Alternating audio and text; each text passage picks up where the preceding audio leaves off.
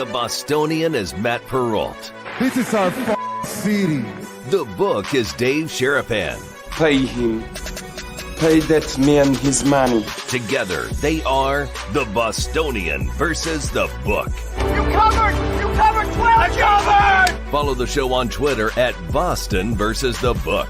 How do you like them apples? Bringing you the best insight on sports betting news, Matt and Dave's daily picks, and an entertaining and unfiltered dive into the sports betting industry.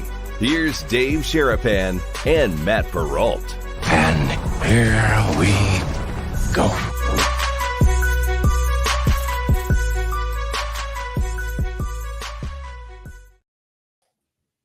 Happy Roll Call Friday, everybody. What is up? And welcome into another episode of the Bostonian versus the Book. Dave Sharapan, the Book, Matt Perrault, the Bostonian, live on YouTube, live on Twitter. That is at Boston versus the Book.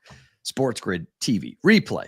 You get us live later tonight too, but live here now, recorded later on Sports Grid, live there too. That's confusing. Channel 159 on Sirius XM to join us here today on the replay. If you are driving around, tell us where you are here on this Roll Call Friday. If you're on Sirius XM, if you're on X, I know it's two things I'm asking, but I'd love to find out where you guys are in this great country, driving around listening to BVB. Happy Roll Call Friday, Dave. How are you? Hello, sir. I'm fighting it again, but we're good. We're just relapsing. We can't be relapsing. No. It's not. It's still coming out. It's all still coming out. Okay. And, you know, if it comes out on the screen or something, well, I apologize in the beginning. Hit the like button, hit the subscribe button. I think today, the best bet that you could possibly make of anything we're going to talk about is that you and I are going to talk today for more hours than it's normal for any two grown-ass men to talk in a single day. I feel like I've been on the phone with you or on a call with you. We have.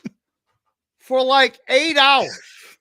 And it's only 11:30-ish p.m. Pacific right now. Right. We're just getting started. The Roll Call Friday, the people are coming in. We got people in other countries. Hi, Jamie, if you're watching. Hello, over in Ireland. All right. We got people in Australia waking up going, these blokes are still talking. We've been talking all night. Yes. And now we're talking here for about 2 hours-ish. That's 120 minutes. Then we're going to do it on Sports Grid later today from 5 to 7 Pacific, 8 to 10 Eastern. Yes. And then they're going to replay this thing after that at 1 a.m. Eastern, 10 o'clock Pacific. I think you kind of forgot about the call with the Jedi and all those guys. In between, I thought I was going to get a break, maybe eat something like you snuck in a little lunch or breakfast. You had breakfast. To get that was not lunch. It was breakfast, 11 o'clock. I mean, listen, we've been up since the sun was, we were up before the sun today, talking, making calls, all this other stuff. But yeah, I thought I was going to get a break. We got to talk to the Jedi. We got to talk to the doctor. And survivor picks, and all these people are coming with the Brigade Proxy service. Yeah. What else would you rather be doing in October? I don't know. I mean, I've gone call to call today too. So it was on the second call, it was with a radio friend of mine who I have known for a very long time, and it's always fun to walk down that radio, that memory lane of radio, because he's out of radio too. He's in this space. And I'm in this space, and he's not in the gambling space, but he's in the podcasting space. And it was just fun to reminisce about the horrors and the skeletons and the problems and all the issues that have gone on with radio and why we look back on it and why it was amazing. And we love radio and we love everything, but the podcasting space is just such a unique spot to come into and be a part of. And, it's just neat to talk about. It's like, are you happy with what you're doing? I'm like, I wouldn't want to be doing anything else. So like, it's what I want to do. I think we're happy with what we're doing. I know I'm happy with what we're doing. I think people are happy with what we're doing. They're here. They keep coming in. Again, we can't do it without you. We totally appreciate the hell out of every single one of you that takes the time, not just on Fridays, but every day to get in the Discord. What's the Discord channel again? bvbshow.com. Free, by the way. In there, free. In here, free. For now. I mean, there's talking about subscriptions and all. We'll figure that out. We're not scaring anybody. We need more people. True. Everybody keeps telling me we need more numbers. They say, Dave, you got a great following. You got a lot of people. You got people all over the states. You got people all over different countries. That's great. We need more. Oh, we do? Okay. We need engagement. Come watch the show. There's chat flows. In fact, right now, start them off with the city that you're watching the show from right now and listening to the show on the YouTube. Put the city and the state you're in right now, not the roll call. Roll call Friday will commence around 70 minutes from right now. So around 1 o'clock Pacific, 4 o'clock Eastern. You're going to hear where you're from, shout it out, super chat, get noticed right away, splash it in. But right now, all I need is the city and the state that you're listening from. I tweeted this morning that scene from Blues Brothers, Jake and Elwood. I think we should dress up as the Blues Brothers for Halloween. We could be the Blues Brothers. We could. And there's a song, Everybody Needs Somebody to Love. True. And Jake and Elwood do that thing, and he says, I need you. I need you. And I was thinking this morning when it popped up in my feed, I'm like, why is it popping on my feed today? Because we need you, all of you to keep doing what you're doing. We're going to keep doing it. It's for me, for you, for them, for everybody. Everybody. That's what Jake said. Elwood danced. I used to play the harmonica. I'm going to have to pick it back up. I'm going to have to pick up the harmonica and start playing it again to do a little Blues Brothers. The Blues Brothers the most iconic Chicago movie? I'm trying to think. Is there another movie that's more synonymous with Chicago? I don't think so. Because Planes, Trains, and Automobiles. The best musical movie of all time? No. Planes, Trains, and Automobiles. But hold on. But doesn't Planes, Trains, and Automobiles in Chicago? Yeah. Well, John Candy's character was from somewhere in the Midwest, but Steve Martin had to get back to Chicago. Yes. Okay. I knew there was some. Yes. Some. So maybe that might be in the running. Home Alone. Home Alone was Chicago. Oh, that's a great one. Home Alone. Yeah. Did you see, by the way, that he redid Ferris Bueller's Days Off? Ferris Bueller's Day Off, Chicago. They went to Wrigley Field. That's number one. Yeah, there's number one. Number two might be Blues Brothers. Number one is probably Ferris Bueller's Day Off. Blues Brothers is classic. Though. It is classic. It's classic. Because Macaulay Culkin redid for Google. He redid if Home Alone was done today. It's actually pretty funny. He does it with Google, with Hey Google, like all the different things you could do with like Hey Google for like order this or like design this or remind me of that. And like, hey Google, call the police. Okay. Like he would have been okay. Been fine. He was okay. It was pretty cute. I was like, all right, that's a pretty cool ad. I was like, all right, Macaulay Culkin, like I can deal with that. That was creative to change up how different Home Alone would have been. Home Alone 2 was in Chicago as well, right? Both were in the same house. I believe so. Okay, I believe so. Yeah. Rookie of the Year was another good Chicago movie. I can't do that. No. Ferris Bueller's Day Off is tremendous. I'll never forget the car scene, driving the car out of the back of smashing the glass and the Corvette flying off the thing. Because I always kept on thinking, who has a garage elevated that much? Like, whose garage is that high off the ground? Right. That's pretty unique to have that. And then I asked my dad that question. I said, can I run my odometer backwards? Does that work if you run the tire backwards to take the mileage off the car?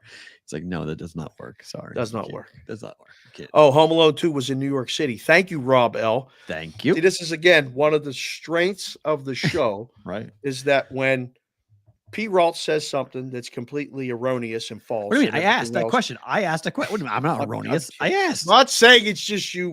I asked the question. It was Home Alone 2. You said yes. They call us on because I mostly believe what you say as gospel until I find out later. Wait, how can I say something if I'm asking you a question? Shit. What I said was Home Alone 2 set in Chicago. You said yes. I just okay. Yeah. I mean, I'm not even listening sometimes. So that's you erroneous. That's you confirming a question. 100%. I screw up all the time too, but we own it, and this brigade holds us to it. They correct us. They help us. We ask them questions. Like, what is the most iconic Chicago movie that you could think of? Put it in the chat, and you'll see it right there. The people will do it. Christmas Vacation, JC from KC. Really? I don't associate Chicago with that. Huh? I don't know. That's interesting. I wouldn't have put that set at Chicago. Yeah. Huh. I mean, the top three are definitely Blues Brothers, Ferris Bueller's Day Off. Those are, and Home Alone's a good one. I can't Yeah. think of right off the bat any other specifics, but put it in the chat if you I'm know. curious. If you Let's got one. see. The house in Yeah. Home Alone is definitely in Oh, Chicago. the Thank you, Breakfast ATL. Club was set in Chicago. Breakfast Club was? I guess so. I just Googled iconic Chicago movies, and Breakfast Club comes right up. Okay. I didn't think about that. That's Vulture did a list of the most essential Chicago movies. Blues Brothers on the list. 1980. My gosh. Movie came out. 8 Men Out. Everybody. Look, 8 Men Out is not a Chicago movie. Okay. 1986. Orange Ferris Orange Bueller's Whip. Day Off. Yes. Orange Whip. High Fidelity. Oh, that's a phenomenal movie. That's Oh, my 2000. goodness. I like John. Do you like John Cusack? I'm such a sucker. I really am. I'm such a rom-com sucker. In certain roles.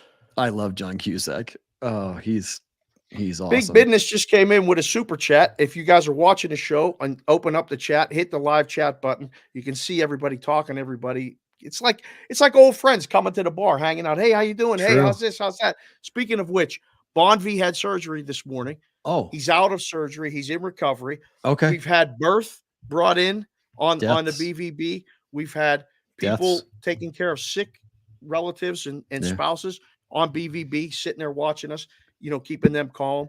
We've had other people go for treatments for dangerous, things happening with BVB.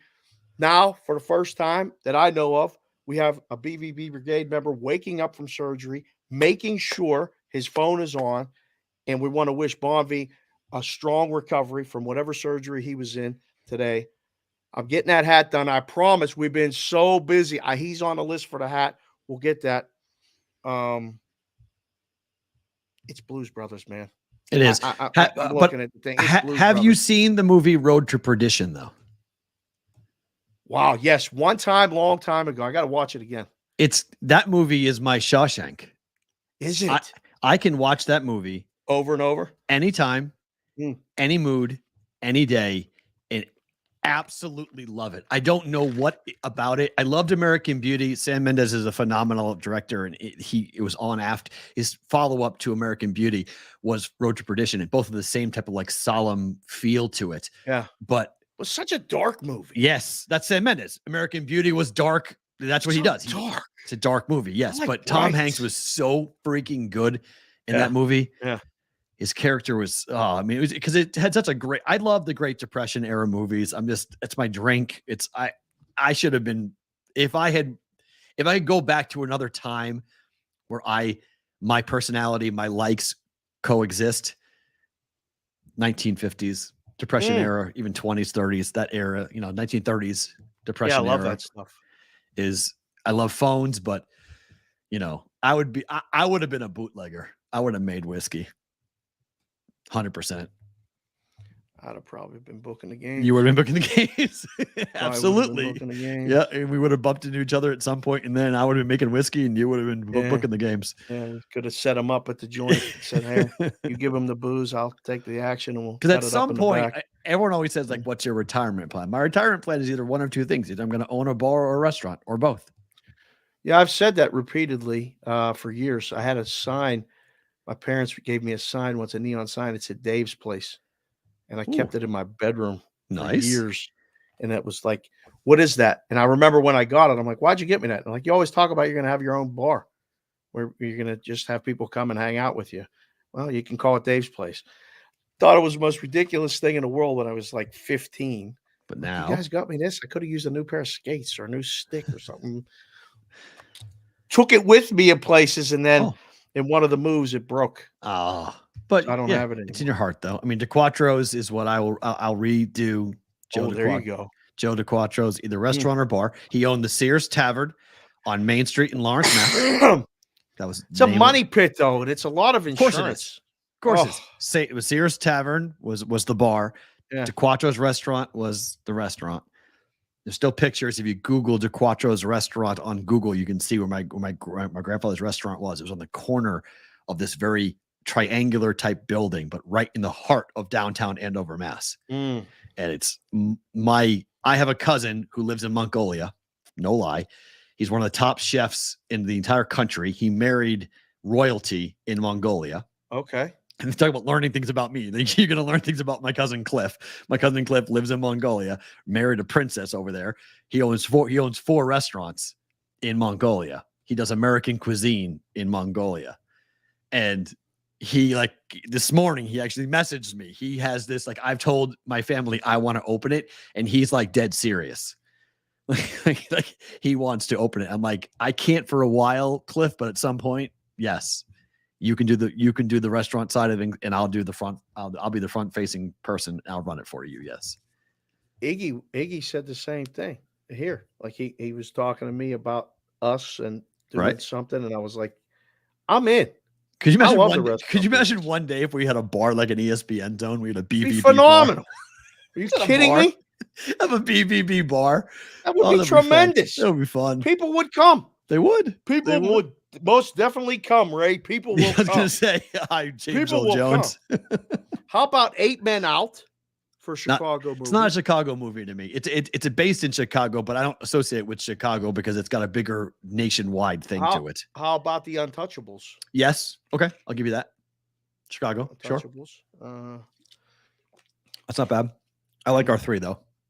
I like Home Alone, Ferris Bueller, and Blues Brothers. Yeah. All right. What happened last night? What happened last night is the Astros kept on scoring. They have now been averaging 11.4 runs per game over the last 5 at Globe Life Park. 14, 13, 12, 8, and 10. I think they like hitting in Dallas, Dave. You think? Really question starting Haney. I told you yesterday. I know. I bet the same thing I bet before. Team total over. Game over. Run line. Money line. I've hit 8 straight bets in this series. Was never even a question. 3-0 after the first inning. Yeah. Haney got 1 out. That third of an inning. It just wasn't right. It wasn't right from the start. And they went right to Dunning. Like, he was okay. They should have started Dunning. Correct. So in hindsight, you go, all right, what's going on? You know, they're all in today with Montgomery. It has to be. It has the only way they can, well, not the only way, but because they can win the last 2, but they got to win today. Games to pick them. You need another performance. Correct. That's why I faded it. Montgomery, like I don't did. The Astros this season batted 270. What I wrote down last night against lefties? They batted 270 during the year against lefties, batting 261 so far. Montgomery has been phenomenal in his first 2 starts, but this lineup kills lefties, and they've already seen him once. That's the problem. See him again in a week. They have already seen him, and he shut him out. Yeah, Astros on the road in this. He dodged a couple traffic jams. I mean, he stranded runners twice. Like, I mean, he had traffic on the bases, but he got out of it. I don't know, man. Astros today. Astros are going to win 3 games in a row. Yeah, it feels that way. Verlander, I think, really does. I think Verlander will be good. They were dogs last night. You know, they're slight dogs again here. I mean, depending on what book you're looking at.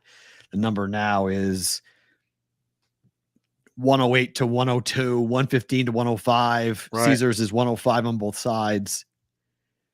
Yeah. Circa's taking a little bit of a lead here. They have even money.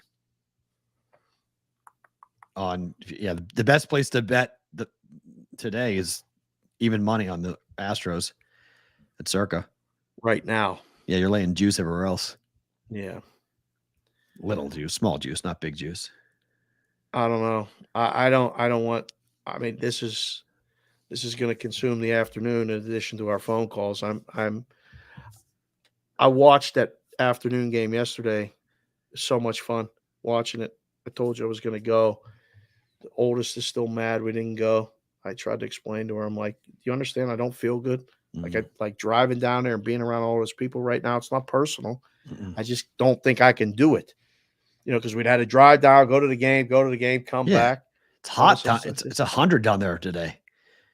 I'm all right with the Heat. Like, let's go sweat it You're out. I don't sick. care. Everybody keeps I know, but it's Heat not and allergies sickness. either. I love when the wife tells you it's allergies. It's not allergies. How can this be allergies? I'm coughing up the nastiest stuff. No, Astros win today. Is the series over? I don't know because again, the Astros are so bad at home. I think it's going 7. So Right. I'll be inclined to bet the Texas Rangers in game 6 rather. Game 6 with Evaldi. Yeah, I'm tempted Big game, to bet. Nate. I'm tempted if the Astros. I bet the Astro today. I'll be tempted to bet the Rangers in game 6. I think that's live, and then it goes to a 7, and it's a coin flip, and I don't know. I mean, the Rangers can win 2 games. They can win all 4 games. It happened. I sent it to you. It happened once before, where the road team won every game in an American League Championship Series, 7-game series, and it's feeling more and more like that's going to happen. It's going to happen. It could happen in this series. It's not going to shock me at all if the road team wins all 7 games. So weird. How do you not win a home game?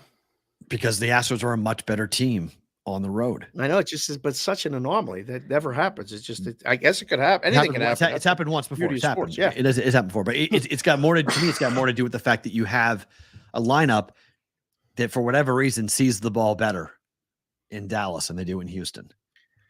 For the record, Big Business came in with a super chat before and said Sudden Death is a Chicago movie. It was a Pittsburgh movie. They played the Blackhawks in Pittsburgh. That was Jean-Claude Van Damme, ended up being a goalie. I was going to be an extra for that movie. Wow. I was going to be one of the skaters. And then something got in the way, and a bunch of my buddies were skaters in that movie. Tease me to this day. I had to go to work or do something important while they went and skated. Have fun. And got to wear the Penguin uniforms and whatever. Chef Benny also just jumped in the super chat. He wants a sandwich named after him in the BVB bar. How much fun would that be?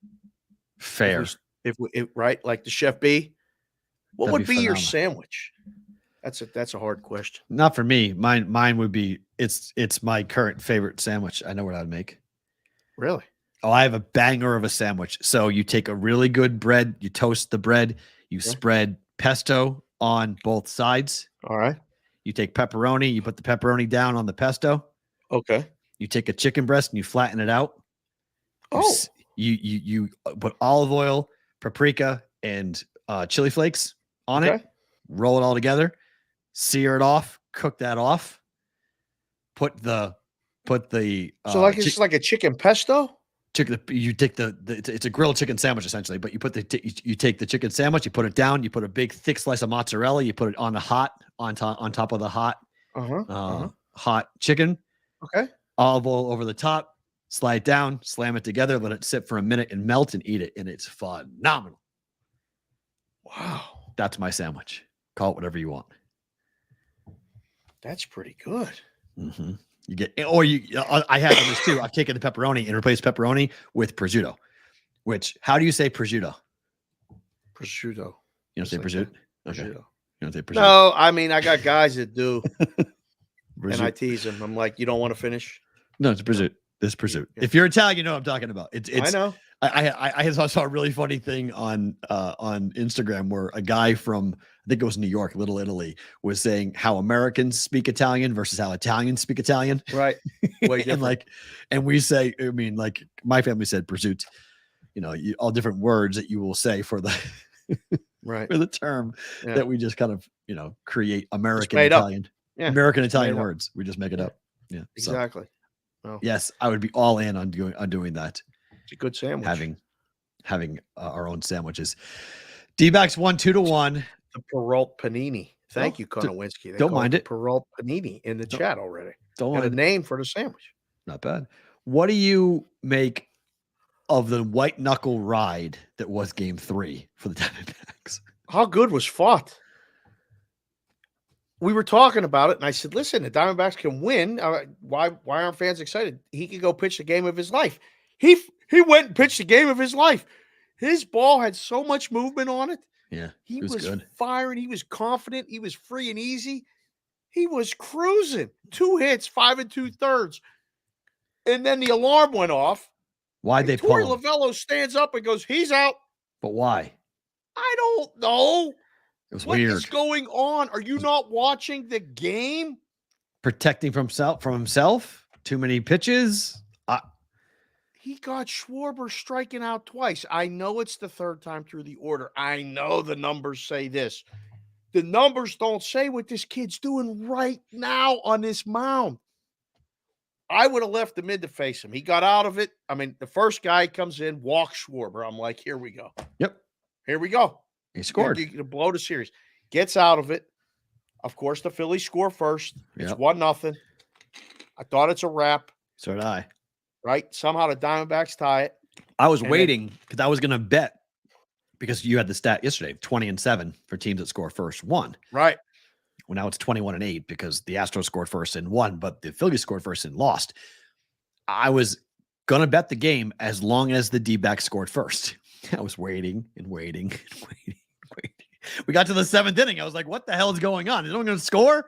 Then the Phillies scored. And I was like, all right, that's it. And then they scored and they tied it in the bottom of the 7th. I was stunned. It's like, wow, they tied it. And then Kimbrel comes in, the Crow. Do you know how many Red Sox fans, as Red Sox fans, we have seen this over and over. As a Philadelphia Philly fan, you cannot feel good about Kimbrel in a big spot. You just can't. I'm getting nerves shaking, my hair standing up on my arms. Every time you see him come in, you're like, oh no, again. Oh, no. Oh my God. It's a roller coaster ride whenever he's in the game. It's never easy. He always walks with somebody. He always leaves the ball over the plate. Like, I don't know how the guy keeps on getting jobs. It's amazing. Dave Dombrowski, somebody was like, well, that's because he's got pictures of Dombrowski doing weird things. I was like, I don't know, maybe because it's true. Dombrowski brings Kimbrel wherever he goes. He did to the Red Sox, did to the Phillies. Wherever Dave Dombrowski has gone, he brings Craig Kimbrel with him. Well, brings the headaches, and I mean, he gets guys out. It's just never easy. I mean, there's no 1, 2, 3 innings ever. He comes in and throws wild pitch like right away. Like the catcher looks like it's like he was looking inside. He missed 3 feet outside, so it's it just gives you so much anxiety and nerves. And like, I get the text from my guys in Philly. Norman's watching the game, and he's like, "This is terrible. We wasted a good effort. We can't get a pitching effort like that from Ranger Suarez." So I got this text yesterday from somebody. The best, let me see. I want to quote it right. Best ERA in postseason history with minimum 5 starts. Number 3, Christy Mathewson, 1.06. Christy Mathewson pitched in the 1900s, like 1908. Okay. Yes. Number 2, Sandy Koufax, 0.95 ERA. Okay. Everybody knows who Sandy Koufax is. Number 1, best ERA in postseason history with minimum 5 starts is now Ranger Suarez with a 0.94 ERA. They lost the game. Arizona has life. Clear. We're up. Undertaker meme. We're up. Until today. You can't even say the 2 guys' names that are pitching today. I have no idea who the pitcher is for, but Sanchez I know, and I've bet Sanchez a lot for the Phillies. Sanchez is a phenomenal road pitcher. He is good. He's not good at home. He's tremendous on the road. He's young, inexperienced. It'll be his first playoff start. 3 innings, we look for him. That's all we want, right? We need 3. I hope to get 4. If I could get through 1.5 times of the rotation, the order would be tremendous. It's the weirdest thing. Get to the most meaningful baseball games of the year, and you got Sanchez pitching against Mantiply, which looks like Multiply. That's what I said. It's Mantiply. That's what I say his name. Mantiply. That's what I said. I was like, last night on the juice, I was like, I have no idea who the guy's name is. Don't matter. I like Sanchez. I've bet Sanchez a lot this year. Phillies win game 4. Now, D-backs can win game 5. Loss. D-backs can win game 5. I think they probably will I think we're going back to Philadelphia for a game 6. Right. But I think it ends in 6. It's just when you watch the game last night, it's like the perfection, the level of perfection that the Diamondbacks have to have is so thin. Like they have to be so right. Margin of error. Yeah. Their margin is just not there. There's no margin of error. And the Phillies are just playing free. They got 5, 6 guys coming up that you're like, is he going deep? Is he going to go deep? Is he going to go deep? Like they're just a much better baseball team. They're just a much deeper baseball team. Mikey Awesome just dropped in the super chat and asked if the Creed will be played in the BVB bar. It will not be. Do you see what happened when Creed showed up? You see what happened when Creed showed up in Game 3? Oh, boy. You don't want Creed showing up anywhere. When Creed shows up, bad things happen. Do you know, the Juice just put it in the chat, the last time the Diamondbacks had a walk-off hit in the postseason was when Luis Gonzalez walked off the Yankees. The World Series. I was at that game. Wow. 0-1? And I was going to go yesterday. That would have been what a cycle of life. Wow, that would have been cool. I have a thing, and if we can get down there, if Arizona wins or God forbid actually wins this series and is in the World Series, I will go down for a World Series game. But we didn't have camera phones back then in 2001. Hi, kids. I said to this guy who had a camera, we sat next to each other. I went by myself. Brother Smoke couldn't go. My sister kiboshed it. He wouldn't override her. So I went by myself. And I sat next to these people. And we made friends. I mean, we enjoyed Game 7 of a baseball game, had fun. We were rooting for the Diamondbacks, and then the celebration afterward, whatever. And he goes, let me take your picture, write down your address, and I'll send you the picture. I have the picture. Oh, nice. He sent me, we have the ticket stubs. We exchanged information, and he actually he came through. There's me standing right outside of Bank One Ballpark holding a sign. I think it says we won or something. Nice. I don't remember. But 2001, this is how it had to be done. There was no take a picture with your phone. What's your number? Send it. It was, and I was going through some stuff in the summer when we were clearing out some stuff. I found this. Wow. When Jessica came on the show, remember when she came on the show and talking about the storage locker? Yep. I found it. And I said, now, is this something you would throw away? She's like, what is it? It's just a ticket stub. I'm like, no, it's with this picture. I'm like, there's a story here. That's what these things are. Stuff, you got to frame that stuff. You got to keep that stuff away from the put it where? Away from the elements. Anywhere, behind you, anywhere, on your desk, anywhere. Just keep it. Keep it in something that's going to be weather and year proof. Because otherwise that ticket's going to fall apart and the picture's going to fade. And there's no digital copy. No, they sent it to me in the mail in an envelope. There's no digital copy. That's the thing about all this. I have pictures of Madeline from when she was born on Dropbox that I've had for 9 years. They're going to live there forever. Like, I don't care what I print off and what goes. I mean, it doesn't matter. Our parents have pictures of us that all you have is the actual picture. That's it. Once it goes, it goes. Right. It's gone. So, like, that's why getting the newspaper is neat, because back in the day, that was a keepsake. There was no digital copy of the newspaper. It is what it is. It's just the newspaper. I keep this one close all the time. But there's digital copies of that everywhere, though. Like, I know, but you could have gotten that digitally as well as, but like if you had that from say that was a 2001, headline, you wouldn't be able to find it anywhere else. I've got the Red Sox winning the World Series in that closet in 2004. Yeah, I got the first Stanley Cup in Pittsburgh, right? 1990. It's like, what do you do with that? Like, she's like, exactly. She keeps asking me, why do you keep saving that? Because that'd be in 25 years when the kids are older, then their grandchildren want to see it. It'll be phenomenal. Go ahead and show them. Be like, Grandpa. See, I don't know if they will. They'll be like, why does Papa have that? Oh, no. Cares? They'll care because they'll be like, what the hell's a newspaper? Well, that's what I mean. Be a foreign world. What a newspaper was. Yeah, they're like, what's in 20 years? They're going to be like, you guys read ink on paper? Yeah, you guys actually like. Wait a minute. When you guys were on like planes and you were on trains and buses and stuff, like you didn't have like iPads and things to play with, and like you didn't have games. No, we read. What do you mean you read?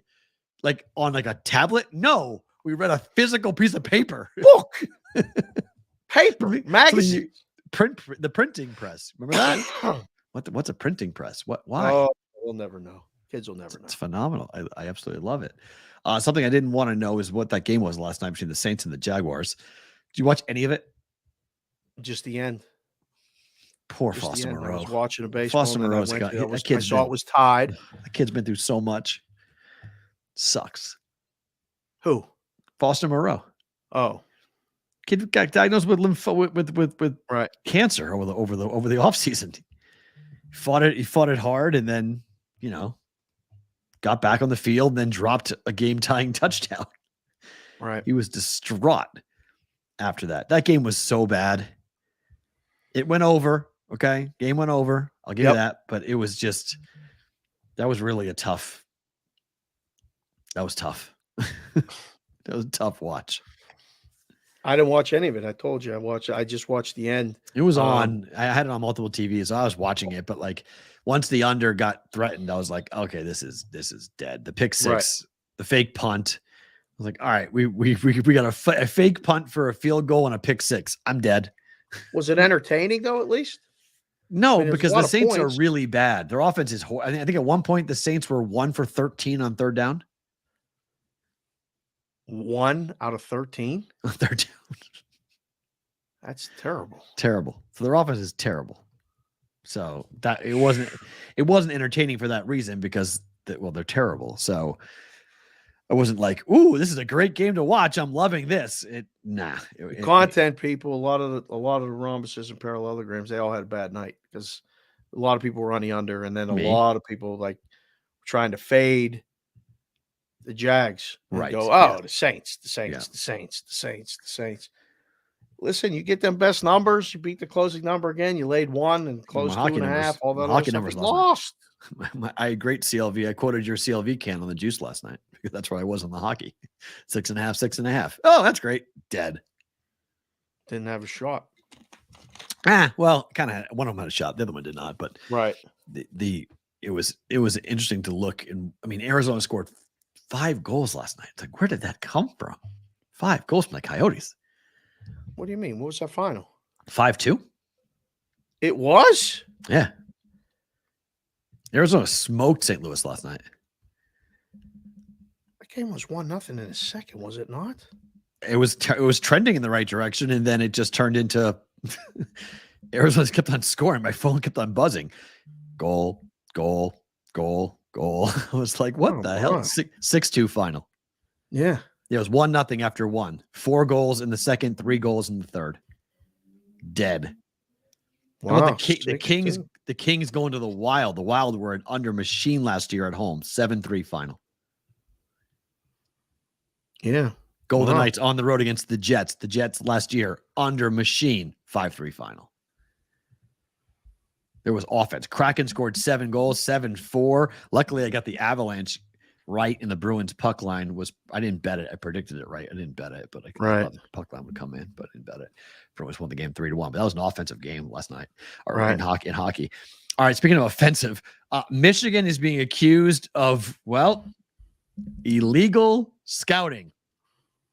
Investigating for the second time this year, a low-level staffer with a military background has emerged as one of the linchpins, according to ESPN.com, of this investigation into Michigan's alleged sign-stealing operation.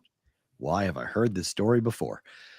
Harbaugh, already serving that university-imposed 3-game suspension for allegations that he was illegally recruiting during the COVID-19 dead period, is now having to answer questions about whether or not they were stealing signs.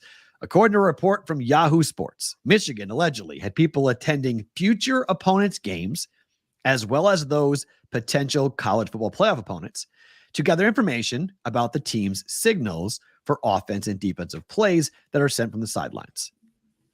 If Wolverines sent people to steal signs, it would violate the NCAA law, which states, quote, off-campus in-person scouting of future opponents in the same season is prohibited. Can I ask you a question? Is that not the stupidest rule in the history of NCAA rules? And there are a lot of really stupid ones. Hold on. Why is that stupid? Because I can't go and scout my future opponent. Every single team, every single league, every single sport in the world does that. Do they? Advanced scouts are sent ahead in Major League Baseball to scout what the team is doing. At the games. At the games. This is at the games. I thought this was at the practices. Nah. I thought they got in. Michigan has allegedly had people attending future opponents' games, as well as those, as it's against the rules. This is what this allegation is. Against those potential college football playoff opponents to gather information about the team's signals for offensive and defensive plays. Wait a second. Are they saying they're the only ones doing this? This is. I mean, they're mad at them because they're winning. They're mad because they didn't get Harbaugh the first time. And Harbaugh served that university suspension for 3 games, and they didn't get him the first time for the dead period. They wanted him to be serving more, obviously. So the person of interest is this out. guy. Well, they wiped this guy clean. Connor Stallions. Hey, Connor's wiped clean from all socials and everything else, apparently. I just saw it scroll across the bottom line over there. Oh, okay. They scrubbed everything. Connor no longer exists. Person of interest in the NCAA investigation, according to ESPN.com. He has worked as an off-field analyst for the Wolverines since May of 2022. Off-field analyst. What do you get that job on LinkedIn? How in the hell do you get that job? According to his LinkedIn account, he was previously a volunteer coach at Michigan from 2015 to 2022. He's the son of 2 Michigan alumni. Oh. He attended the U.S. Naval Academy, where he was a student assistant on the football team. Okay. After being commissioned as a second lieutenant in the Marine Corps in 2017, Stallions worked as a grad assistant at Navy before beginning his military training. That also according to his LinkedIn account. Stallions wrote on LinkedIn that he attempts to, quote, employ Marine Corps philosophies and tactics into the sport of football regarding strategies in staffing, recruiting, scouting, intelligence, planning, and more. Among the skills Stallions wrote on LinkedIn were, quote, identifying the opponent's most likely course of action and most dangerous course of action, and identifying and exploiting critical vulnerabilities and centers of gravity in the opponent scouting process. Why? This is really funny. Why is in-person scouting banned? Sign stealing is technically not against NCAA rules, and is a practice that has gone on with a wink-wink for decades. A wink-wink. Scouting opponents in person was outlawed by the NCAA in 1994 as a cost-cutting measure. Oh. The rule change eliminated all live scouting by staff members or scouting services, which was a big change for football and men's and women's basketball. University presidents believed it was just too easy for coaches to scout opponents, or just as easy for coaches to scout on TV or tape. They also hoped it would bring more equity to the playing field because schools with smaller athletic budgets couldn't afford to send their coaches all over the country on scouting trips like the big schools did. Right. Our friend CBW just came in the chat. Hello, CBW. Thank you, sir. News. Michigan has suspended Connor Stallions, the analyst named in reports from ESPN as the mastermind of the alleged sign-stealing scheme. I mean, we try to hit all the words in that headline right there. We try to hit all the buzzwords. You do know what this is, right? This is Spygate 2.0. This is the same. Are you bringing this into the Patriots? This is the same. This is the same. Oh no! Stupid bullshit they tried to hit with Belichick. Because you were allowed to steal signs, right? You just weren't allowed to tape it. You're allowed to steal signs on tape. You're just not allowed to be there in person. This is the dumbest. This is so stupid. Here we go. I mean, if I'm Michigan, I am laughing so hard at this. I'm like, you're really going to do this, huh? You're really going to try to come after Harbaugh after the fact that we gave him a 3-game suspension, which, by the way, they didn't cover any of the 3 games that Harbaugh missed. So if he doesn't coach a game or 2 in this season again, you may want to bet against Michigan. But this is crazy. Spygate was nothing with the Patriots. It was a bunch of hubbub and jealous Jet fans running around trying to make it into something because the Jets, who, by the way, still can't beat the Patriots. They've lost dating back to Spygate. They still can't beat the Patriots. Even with or without it, they can't beat the Patriots. But because Michigan's winning, we're now going to go, this is the reason why. You guys want to know what the show is? This is the show. This is put on these glasses. We all listen together. I'm not a Michigan fan. If you're an Ohio State fan and you're using this today as trash talk against Michigan, get a life. Get a life. This is stupid. This is not anything. This is not a story. This is nothing. So let me get this straight. Again, just to be perfectly clear. If I watch your sign on tape and steal it there, 100% legal. That's okay. But if I send Dave Sharapan to do the same thing and he happens to be there, fuck it. That's illegal. No. That's not good. Yeah. This is the exact same thing that happened with Spygate, because the Patriots were taping the Jets. just because you could be there and steal the damn signs and write it all down, but it made it illegal because they used the camera. And they paid $1 million fine for it, by the way. $1 million. $1 million. Cash? Probably. I don't know. How does Robert roll? Cash. Kraft's got to he break it off. Cash. Yeah. Have they been doing, like somebody in the chat, I think it was Dave's Daily Picks, or I can't remember. I don't want to give him credit. He said, did it help against TCU? Did the sign stealing help against TCU? You still got to win the games.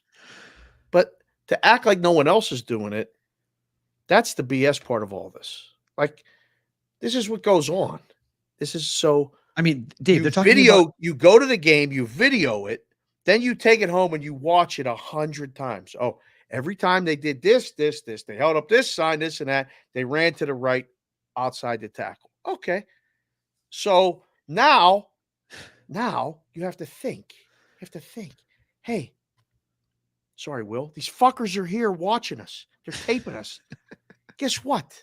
Change the signs. Change the signs. Or we're going to do this. Look, we know they're watching. So give them what they want. Let them think they know and go the other way. They want him out, Dave. They want Harbaugh out. So that's what the chat's going crazy right now. He's going back to the NFL again. Why does this happen every year? They want him out. Don't know. Who does? They Michigan does? No, the NCAA. They want him out. They want him gone. Harbaugh has an enemy somewhere in the NCAA. Some president, somebody wants him out of college football, because what they're talking about is that Harbaugh already faces NCAA charges of failure to cooperate and head coach responsibilities related to the recruiting violations committed during the COVID-19 dead period. Another violation by a member of his coaching staff could trigger another charge of head coach responsibility and could potentially lead to a level 1 violation. Level 1. According to the NCAA bylaws, an institution, how many levels are there? 3. An institution shall be considered a repeat violator, if the Committee on Infractions finds that a level 1 or level 2 violation has occurred within 5 years of the starting date of the other level 1 or level 2 penalty stemming from a previous case. This is where, when I talk about staring down the barrel of the death penalty, that's what Alabama had. Alabama had a level 1 infraction levied against them 3 years prior to the Albert Mean situation that came down in 2002. And that's why the NCAA said you've had 2 in 5 years, level 1 violations. It is within our right of the bylaws to kill Alabama football.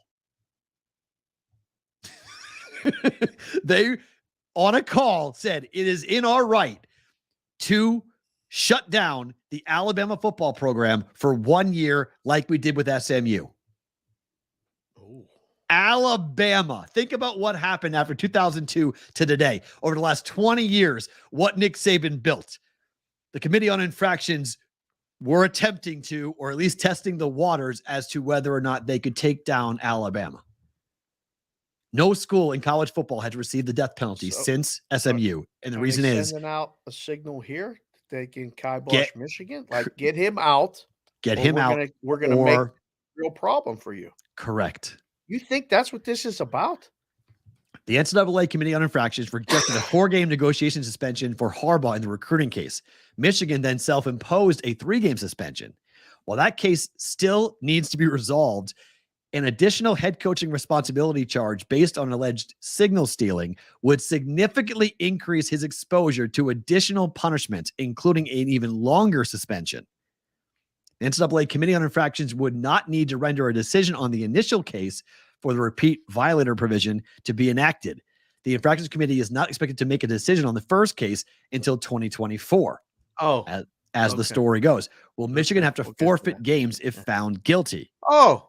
The retroactive vacation of wins is always possible in major infraction cases. Oh my God. Look at Michigan might win the national championship and the NCAA might strip it.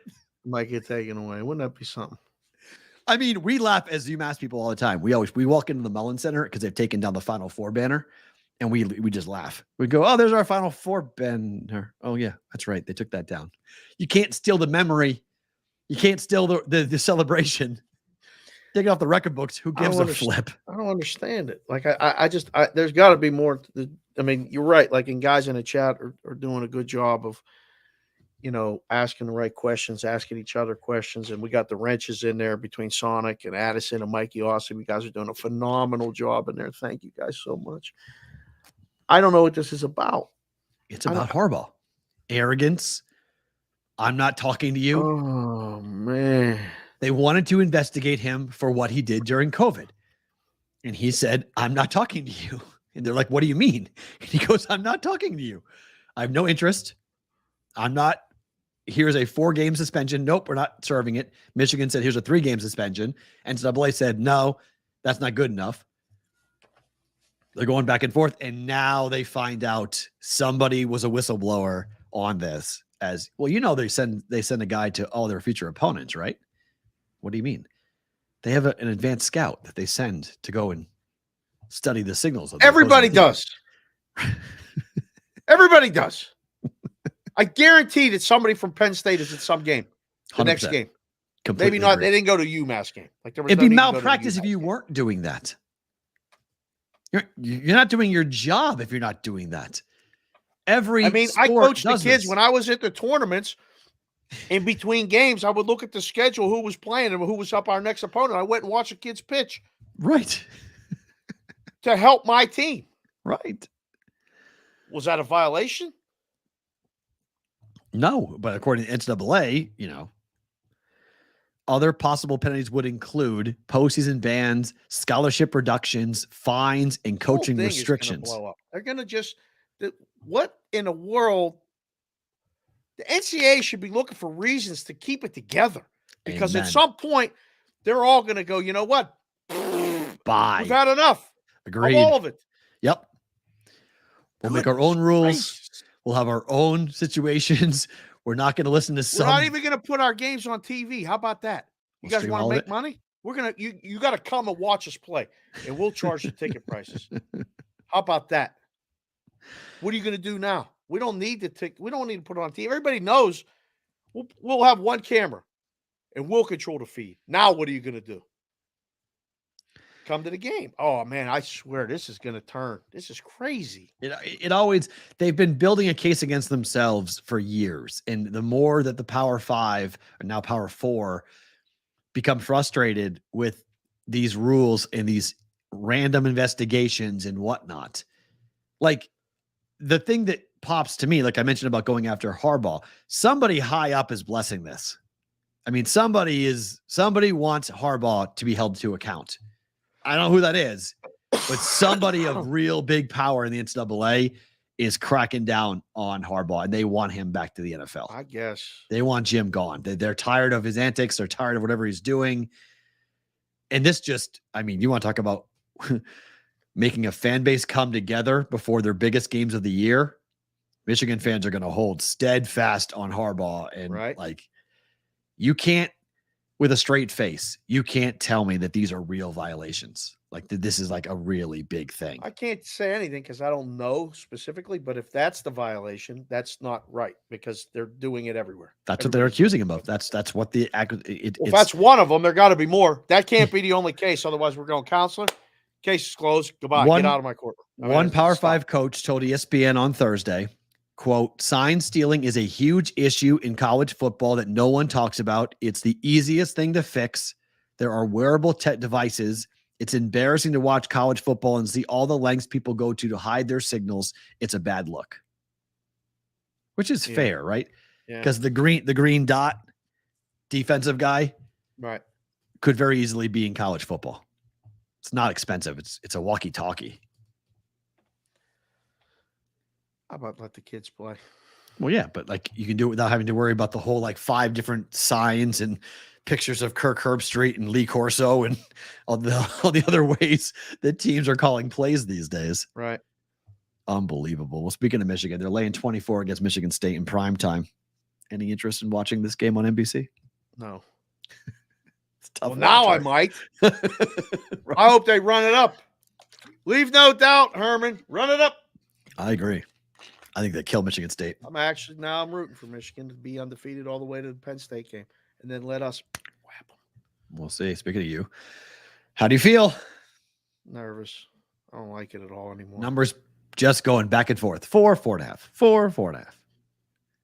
I'm very nervous. Doesn't it feel like a field goal game? What am I missing? I sure hope so. Just be close. I mean, please. Just be close. It feels like a dead under. Yes. So it should be close. I mean, it's Friday. We got a zillion people in the chat. They keep pouring in. They know the roll call Friday's coming. It's coming in about 15 minutes or so. So stay around, hang around, ask the questions. Penn State or Ohio State? Call the line 4. Ohio State -4. Laying or taking? I think we get more taken than laying. I would agree. James Franklin's record has a combined 4-14 mark against Ohio State and Michigan, a 1-8 record against the Buckeyes. Please. Let that go. Ohio State has won 6 games in a row against Penn State, earning those victories by an average of 8 points per. Breathe. It's been so much fun up to this point in the season. And this is the team that I really just don't like. I just don't like. Brother Doug has been texting me every night. Oh, we got to win this game. I can't go to work on Monday if we get whacked. You know, he's going to have the whole he brings it on himself. He lives in Columbus. He puts the Penn State thing out front. Do it. He loves it. He loves enemy territory. It's phenomenal. Oh, yeah. Oh, it's great. Man. We got all PSU. PSU, baby. PSU, we are. PSU under, pay to 4.5. CBW said Buckeyes, baby. Okay. That's it. We got, Rainmaker Lou, Ohio State. Rain knows. Damn it.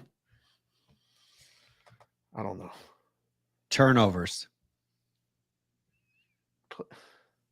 Right? All comes down to turnovers. Man. I need Aller to take care of the damn football. Yeah. Because I think Kyle McCord's good for a pick or two. So I think Penn State's got a chance defensively to do some big things, to really look. Marvin Harrison Jr. is an amazing talent, but I think Penn State's got the athletes to bracket him and make somebody else beat them. Okay. Force McCord into making bad throws. Pressure him. Make him make a bad throw. And when you have a chance to pick off the damn ball. Don't miss it. Penn State has to run the ball. That too. Penn but State their offense, that's their offensive line. You got to run the ball. The concern with the Penn State offense is that they are one dimensional, and that Ohio State's going to stack the line and make Drew Aller throw. Needs to be the game of his life.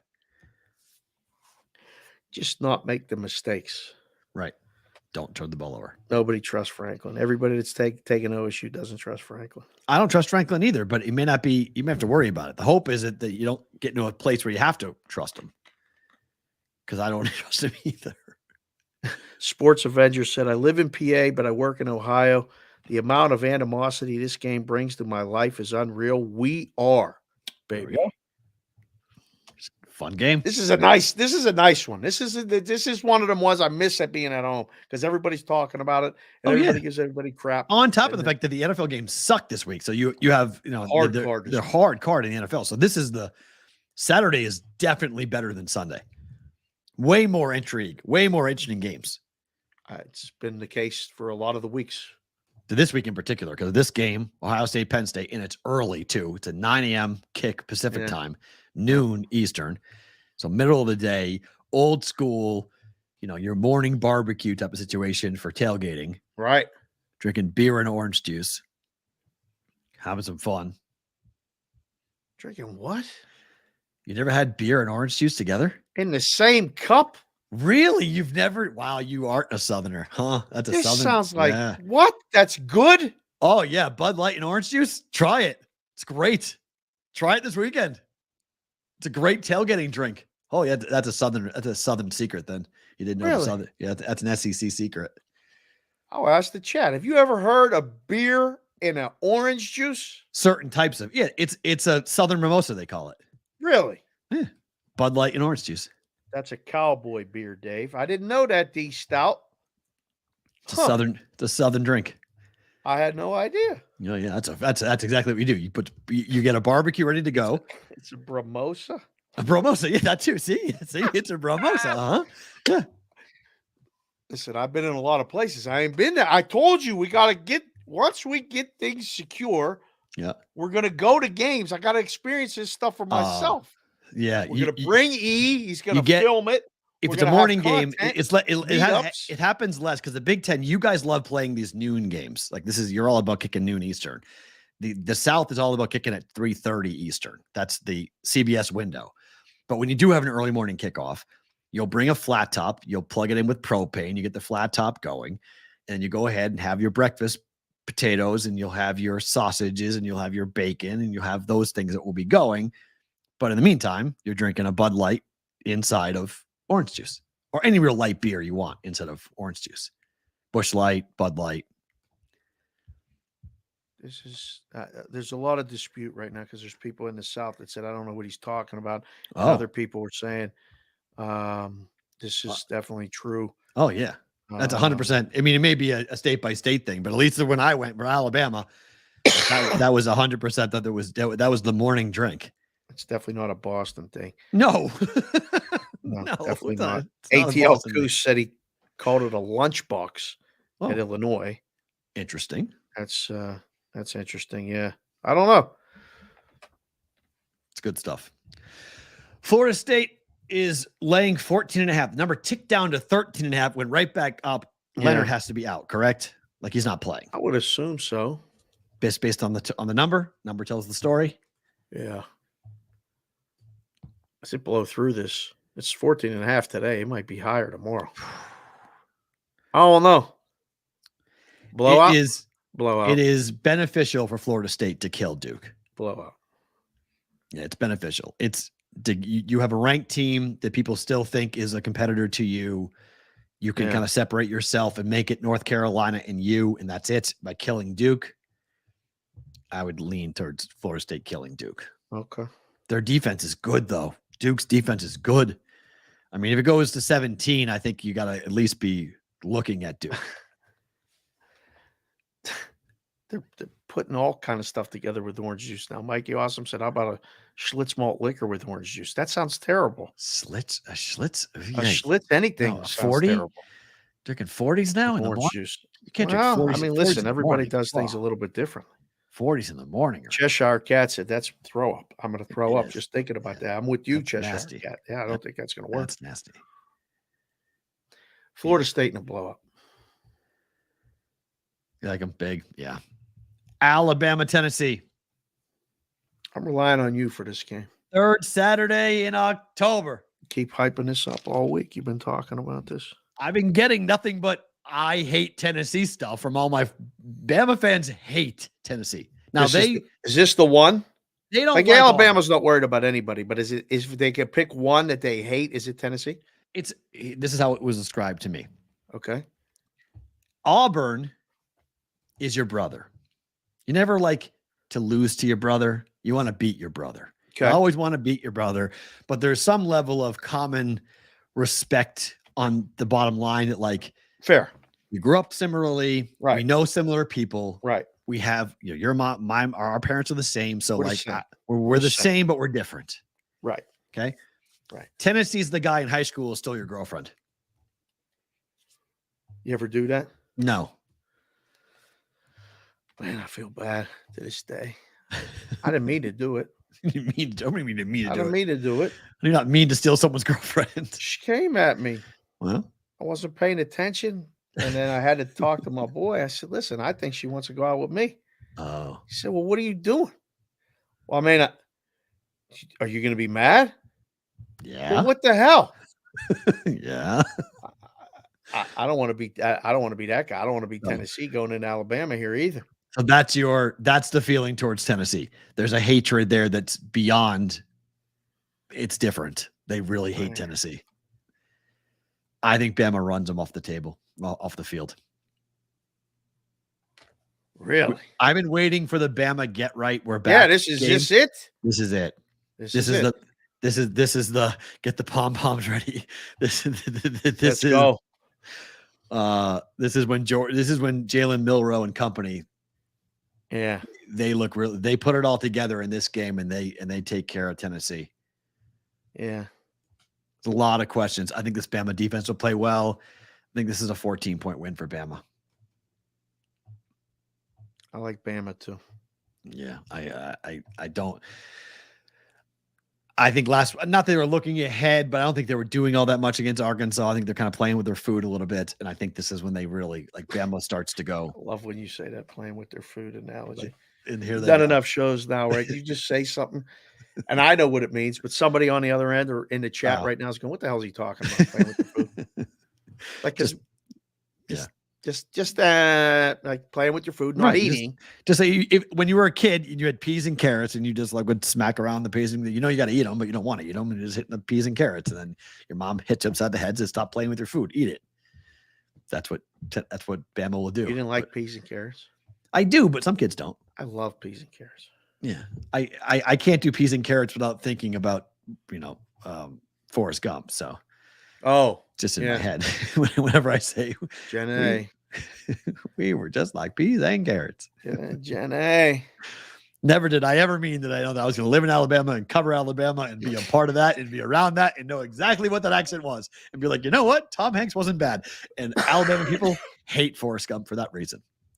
They hate it because they all think we're Forrest Gump. By the way, the coach for Alabama, Bailey, will come on as soon as the coach says yes. We got a block. Coach? We got a block going at the moment. The Bamarette coach is not 100% on board with it happening. Why?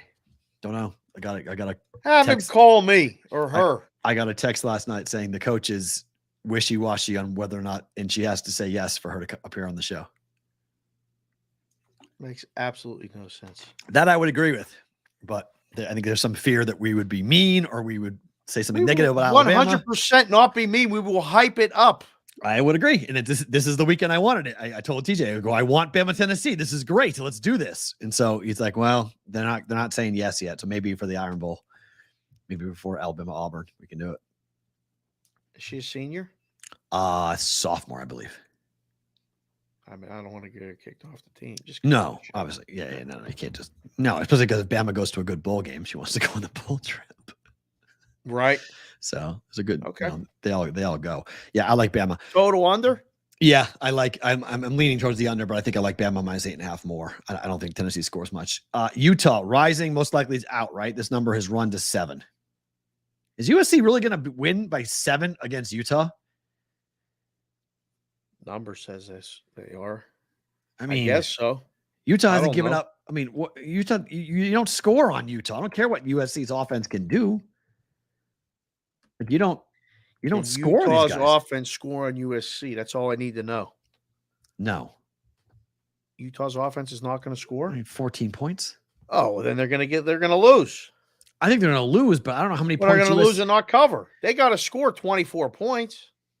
Oh, really? Yeah, the total's 52, 28, 24, 31, 24, 31, 20. That's around where it's falling. So they got it. I mean, the only way Utah covers is if they score 20 points. They have to score 20 points. Have they scored 24 points in a game? Oh, I don't know if that's the hand. I mean, if we got to win this game by keeping USC's offense down, I don't know. I'm a little worried about that. So the most points Utah has scored so far this year, 24 against Florida, 20 against Baylor, 31 against Weber State, 14 against UCLA, 7 against Oregon State, and 34 against Cal. I like that closer to 34. We got a shot. And the game flies over. What about Utah team total over? What is it? 21.5? On a 53? Really? Think it's that low? No. That high, right? That high, rather? 52. 21, 7-point dogs? I mean, 28.5, 21.5. Let's see. It's a night game. Or 30.5 and 23.5. I love that it's a night game, by the way. It's tremendous. It's a night game. It's probably 23.5. Where? Oh, I must have gone past. With juice. Or 21.5 with juice over. Okay, so the Utah point totals 23.5. Still got it. Use under 122. So you're right, 24 points. You get 24 points and recover. Game goes over too. Before. Despite the fact that I wear the hats and wear the jerseys and have fun, I've done this before. The numbers are just, I ain't got no algorithm. I just actually just do them in my head and talk to people. That's the handicap. Well, we'll just ask the chat. There's a zillion people in here. Again, thank you guys so much. We're doing a roll call Friday in 15 minutes coming up. We're in about 8 minutes. So I'll ask you when you come in with the roll call with the area code. Not yet. Don't do it now because it's too much and it scrolls. Over or under Utah team total Saturday night at USC 23.5. You're going OV, O-V, or UN, UN. That's the way they used to appear on the keyboard. When you would write tickets, it was OV, UN. That's what we always used to call it in the room, in the book. You going OV, UN. First, 1H, OV. That was first half OV. Yeah. Okay, 2 more games before we get to Roll Call Friday, and then we'll do the NFL on the other side of that. UNLV is 6-0 ATS. I sent this to Jack. We're going to talk about this tonight. We're going to be the only people talking about Colorado State and UNLV. So the starting cornerback is in my class. And so I asked the kid yesterday with the midterm. Don't get this kid in trouble, Professor Perrault. No, I said, how are you guys feeling about going to a bowl game? He goes, I can't believe. That could be a violation.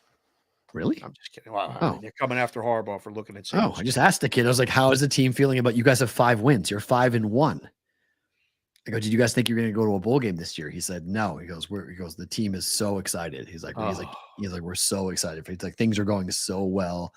Team's getting along so well. Geeked up. CSU is 3-3 ATS. UNLV is 6-0. They're laying 7.5. They just went to Reno and beat as 7.5-point favorites. They beat Nevada. Now they're home at Allegiant Stadium. Nevada is caca. They are, but we're going to find out how caca Colorado is if UNLV spanks Colorado State worse than what the Buffaloes did. Well, it took everything. What do you mean? It took overtime and a crazy turn. So what happens if UNLV runs them off the field? Well, then UNLV can play Colorado in a bowl game here at the Las Vegas Bowl. Come on to town, Dion. Let's do it. We'll come interview you. You come on the show. I'll put the glasses on. Could you imagine? I don't think they can, because it's a Pac-12 Big Ten, so they have to have obviously somebody opt out of it. But could you imagine UNLV playing a home game for a bowl game? You know how fun that would be. It would be fun. You think people would go? Oh yeah, 100% people would go. I would definitely want to go talk. 100. I want to go to this game. I mean, it's so many good games on up against it, but this is. I am really impressed with what Coach Odom is building at UNLV. They win this game, they go to 6-1. They're bowl eligible in October. Yeah, that's a big deal. Wow, we got almost all O's on that total that we asked the people for Utah. Almost all O's. Just because it's guys, I don't know. It's Utah, man. I would be very careful. I don't know. I'd be very careful with Utah. There was only 2 ons. Oh, 3. Yeah. Brian House. Yeah. I would be very, very careful with betting an over. I like the dog in this one. That don't mean nothing. You like CSU? Too many points. This is pushed up. Yes, because it's here. This is well, no, because by the way, they have continued to do it. It's 5-1 to the under Utah, 6-1 to the over USC. So you have 2 contrasting styles going after each other. I like the under in those situations. All right. I would lean towards the team with the defense. This one, you like the dog plus 7.5? Colorado State, I do. 3-3. They're 3-3 ATS. They got a couple of really good weapons on the outside. Isn't this one of those, like somebody put it in the chat earlier when we were talking about the game, like, I don't know, has UNLV played anybody for real? Like, I mean, don't give me the Vanderbilt. They beat an SEC team stuff. Well, who the hell has CSU played? They played Washington State, lost by 26. They played Colorado, lost by 8. Since then, they've played Middle Tennessee State, Dixie State, Utah State, and Boise State. Is that better than Bryant, No, Michigan, not really. Vanderbilt, UTEP, Hawaii, Nevada. I think both these teams, you can make that case for both teams. Their schedules, they played one big-time opponent. They both got killed.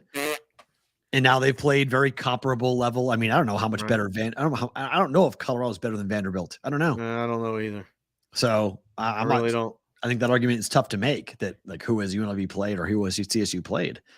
You know what argument is not tough to make? What? How low is this total going to go in the Iowa game? Let's go. I mean, seriously. Let's go. What the hell is going on here? Right now, as of today at this time, now tomorrow we'll see, but this is the lowest total potentially if it closes at 30.5, the lowest non-military game total in betting history. I feel like I should have an Iowa something gear. Oh, I've got something. I feel like I should have. I got some stuff. I feel like I should have a. You should, yeah. Hat.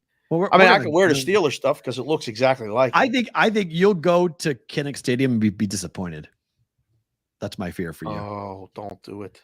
You'll be disappointed because I think you'll have expectations of what it's more than what it is. Because I did too, and I walked in and I was like, "Uh-oh."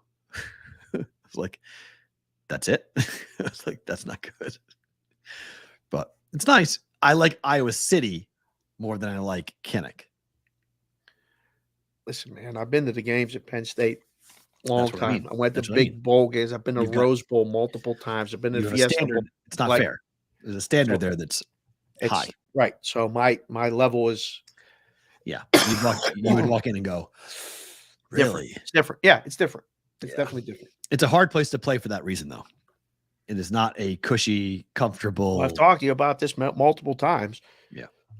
It looks like the sideline is literally the stands are like 8 feet away from the sideline because they are. And they can hear you. You know. I like Iowa in the under. Whitrock just offered to get my address and send me a Hawkeye hat. I appreciate that, Whitrock. I really do. We'll work on that. I love that you guys want to do that. I don't want you to have to do that. I really don't. I just want you to watch the show, and I want you to enjoy the show and continue to grow the show the way we're doing it. Yeah. But we'll work on that. I want to get you guys hats. I'm working on it so you guys can get BVB hats and everything. 5-minute roll call Friday right now. We're actually 3 minutes. Put in your area code right now, please, where you're watching the show from. Put it in the chat. Area code. Ideally, if you put in the state, then we can cross off the states. Perrault's going to keep track again of how many we get. Last week we had 38, I believe was the number. Let's go over that. Yep. I'm counting Landon Higa today from Hawaii, whether he's here or not, because he said he's going to try to be, but he might not be. Okay. Because he's 3 hours behind. Here's the question, though, for this game for Iowa. Okay. What? Do you dare play with it? Do you dare tease it? You do that on your own. No, I would. No. You want my unprofessional opinion? Hell no. Because you can tease it up and take the under, which is what I'm thinking about. Others are saying tease it down, take the over. That's no. I with the number being what it is. 24.5. If you take it down and lose, you go like this. You got me. Uh-huh. If you take it up and lose, you're going to be sick. You're going to be sick. Because it ain't 30? That great. I mean, like you take it up. What are you taking up to 36.5? Yes. Like that ain't good enough. Nope. But if you tell me you have a major college football game and you want to go over 24.5 and you still lose, man, we just go get lunch after. Like it ain't that bad. You know what I mean? I mean, 17-10. We go get a Perrault panini. 17-10. I mean, 17-10 wins. Son of a beat. That's a good number. 17-10 wins if you pull it down. What the? Right? Yeah. So teasing it down to 24.5 and taking over. I mean, you could combine it with the USC game, tease that up and go under. I do got to go to Carver for a big wrestling duel. I've seen Carver. Now we go to Penn State, Iowa. We could go and experience something completely unique and different. I went to Iowa, Penn State wrestling back in Penn State in the day, and they were way better. Iowa was way better, and I mean, it was electric. Iowa State. I've been to a big Iowa State wrestling match. I have not been to a big at Carver. I've never been to a big Iowa Hawkeye. Ooh, man, wrestling match. Yeah. Are we gonna watch this game? Are you gonna keep an eye on this game, or is this just check? If I bet it, I'll watch it. But this is a bet it and forget it. I'm tempted just to bet under 30.5 and walk away. Just content bet. No, like content bet. No, I'd bet it. Just walk away from it. Not watch it. It'd be a real bet, but I mean, what do you do? Bet under? I mean, bet over? I mean, you can't bet over this game. You can't bet over 30.5. No. It's Iowa.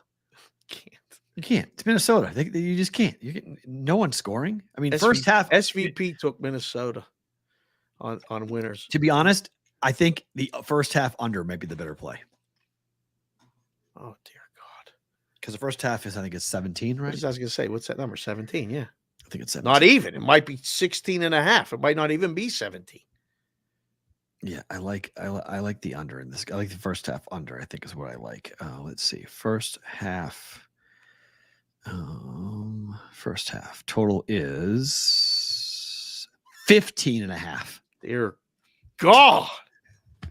What is this? I hate when the books know, like, they're like, all right, the public's going to come bet the under in the first half because they don't have the stomach for the second half. So let's make it hurt. Let's go 15.5. Man, 15.5. All right, load it up. Rock and roll. Welcome to Roll Call Friday. All right, here we go. Oh my goodness, I got to go back to, it looks like right here. My wife would not kill me if a bunch of hats started arriving at my doorstep. Well, she might. She'd be in love with it. She'd be thankful for that. She would not. Those of you who are new, this is what we do every Friday. Okay, we give you guys a chance to hear your handle be called out and your area code. We keep track of the states to see where everybody is.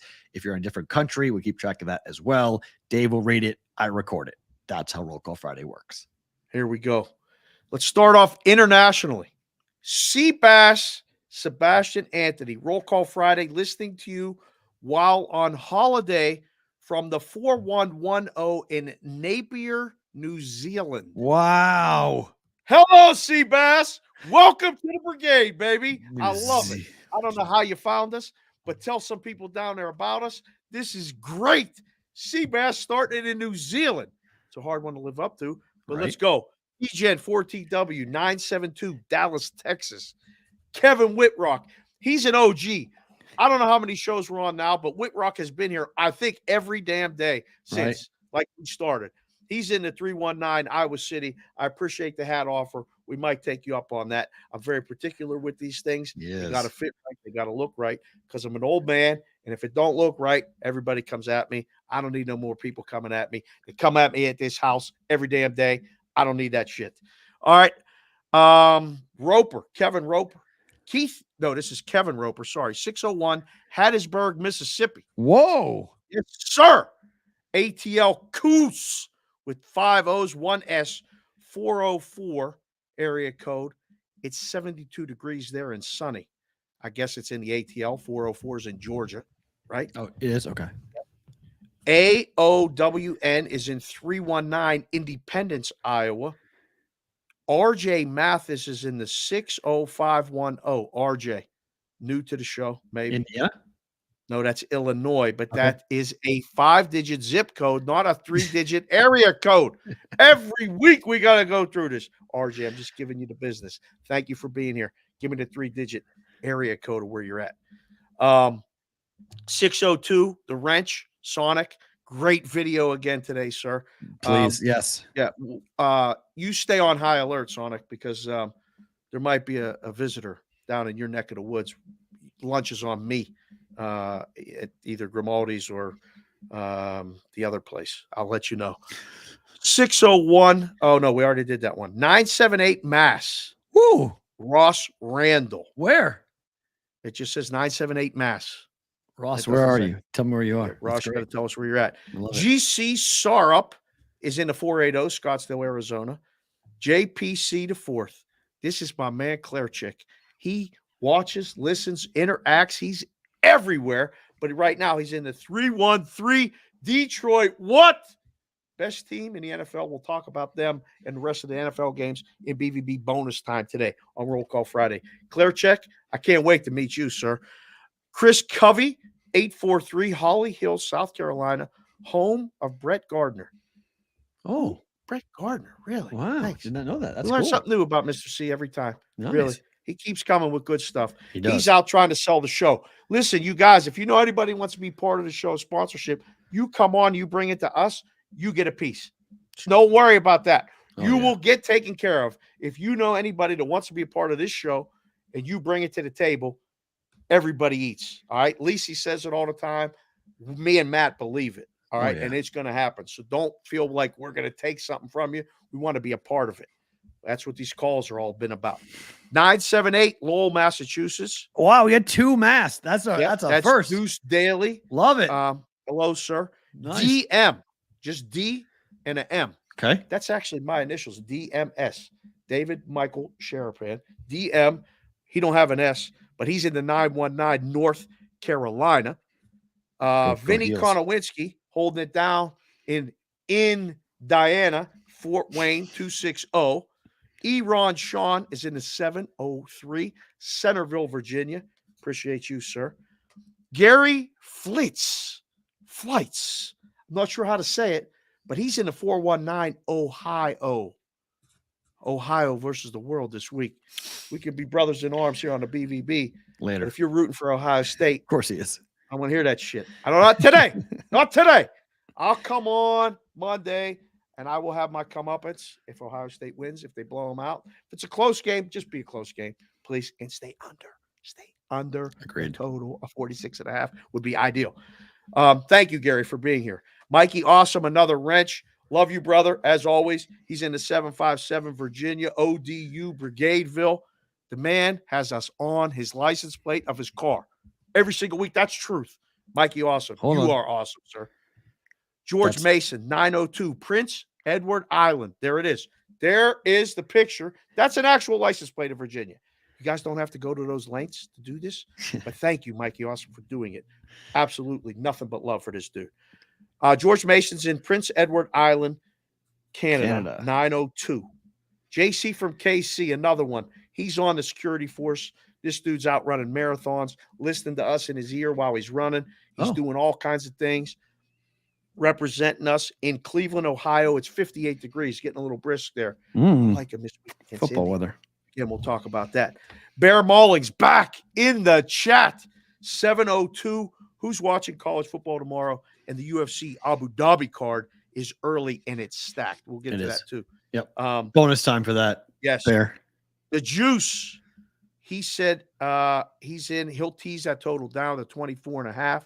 Take but over. The Juice, I believe, is down in Arizona. He didn't leave the area code. Zachariah R. Welcome, sir. Haven't seen you been here before, but I love the name Zachariah. He's in 860 Bristol, Connecticut. Oof. Hello, Zachariah. 7 straight weekends of rain for you folks in Connecticut. Rains every Saturday. You can bet on that. That's what I was talking to Yanitza yesterday. He said it's rained every Saturday for 7 straight weekends. It's rained every Saturday. Dakota J. Hawk is in 913 Kansas City, Kansas. The KS. Because it's Kansas City, Missouri, remember? So there's Kansas City, Kansas. Must Kansas always City, specify. yes. We can't get They're those very particular there. Very particular. Lanus Crimmage, one of our Canadian listeners, followers, is 705 Aurelia, Ontario. Beautiful. Big Business 817 Arlington, Texas, supporting the boys. A little worried. This is about crazy. We haven't had 2 Texas. I guess we had 3 Texas last week, but we have states where we haven't had multiple people before. This is cool. This is expanding. This is what we're doing. Yeah. We tell people every day. More and more people watching the show. Like 3 Arizona. This is cool. Yeah. 2 Massachusetts. This is cool. That's neat. Tell somebody. All one person there has to do is tell one more person. It goes from 1 to 2, 2 to 4, and then look the hell out. Give us gas. If we light this thing on fire, ain't anybody going to believe it. Ain't going to believe it.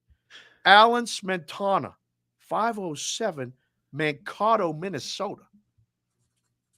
That's awesome. I know it's got to be almost winter up there. John Sarrett, 304, Oak Hill, West Virginia. Oh, this is a new one. NJ 700 South Jersey. He is in the 856 Cross the river. New Jersey. Yep, cross the river. South Jersey, Philly, but South Jersey. That? Yeah, South Jersey, but it's Philly. Okay. Matt Gentry, 480, Mesa, Arizona. 4 Arizona. Chris Otto, 412, Pittsburgh, PA. We are Penn State, when I say blue, you say white, blue, white. When I say team, you say fight, team, fight. Got to get this done. Got to get this done tomorrow morning, please. There he is, Landon Higa. Made it for this live show in the 808 Honolulu, Hawaii. He made it for the live show. Landon, big ups to you, sir. Thank you for being here. Wine TU Powell B. What in the hell? Wine Tup Powell LB is in London, Ontario, Canada. Another one without an area code. I don't Three. know what that is. Three Can't Canadians. pronounce it. I love it. Sean Powers, 817, Fort Worth, Texas. Another one. Another one. Three Corey Texas. Macbeth, 402, Omaha, Nebraska. There we go. Might hit 80 degrees in Nebraska today. That How about happens. that? The Juice is in the 480. I knew he was in Arizona. Thank you, Okay. The Juice. 480, Scottsdale, Arizona. Biggie J, 27. I love these reports from 740, nowhere middle of Ohio in class, but I got the nerd on mute for Roll Call Friday. Don't get in trouble. We got people in work meetings. We got people In driving school. around being supervisors on construction sites, listening to us. Don't get in trouble, but thank you for being here. Hit the like button while you're here, too, please. Daniel G is in the 989 Shepherd, Michigan, watching with my fiance. Hit the thumb. Don't be dumb. How about that? We don't want to call anybody dumb. We say Welcome don't to be the a fiancé. bum. Don't be dumb. Tim. We say don't Right. be a bum. Which Don't is worse? Be a bum, hit the thumb. Would I you rather like be that called a one better. bum or a dumb or being dumb? Which one's worse? Don't be a bum, because we can play with that one. You know what I'm Okay. saying? Like, sit on your bum, get off your bum, hit the thumb, all that other stuff. We'll go that route. But welcome to the fiance too. Hopefully you're enjoying the show. We appreciate you as well. And we do best man speeches, all that other stuff. If you need anything like that, we can do that. Andy Caston's in the 702. Dave's Daily Picks is in 317 Lebanon, Indiana. Raymaker Lou, always a pleasure to see you, sir. Welcome. It's a tough week last week in the NFL, but we're bounced back this week. We'll be fine. You just keep your head down. You keep making that picks. You're coming for the big stuff. The little stuff, the 3 weeks, that's fine. You're coming for the big stuff. Sweet Lou from the 412. CBW's in the 315, Oswego, New York, where it's soon to be rainy, and it is 64 degrees, so that's a nice day. Roger Long, 765, Clinton, Indiana, and Vermilion County. All right, Don't confuse me. I just need the city. Roger, I appreciate your thoroughness, sir. You're senior member of the brigade. You're the best. Brian Barton, 724, Saxonburg, Pennsylvania. Chef Benny's in the 410, Coventry, Rhode Island. You will get it. Guarantee you get it. Sandwich named after you in the joint. Percy Roscoe, 216. If I say 216, the land, Perrault, do you know where that's at? Cleveland. Cleveland, Ohio. We got a couple people in Cleveland. Thank you, guys. Appreciate you guys telling each other. If you haven't, tell someone else. DGen 4TW, it was 13-10 last year. Yes, it was. Yes, it was the Iowa game, right? It was 13-10. Yes. It'll be 13-10 again. Yes. God, please don't. Yeah, it could be under. That boy D, 214, Dallas, Texas. Keith Graff is in 978 Littleton, Massachusetts. Let's go. All right. Adam Pyatt, 319 Cedar Rapids.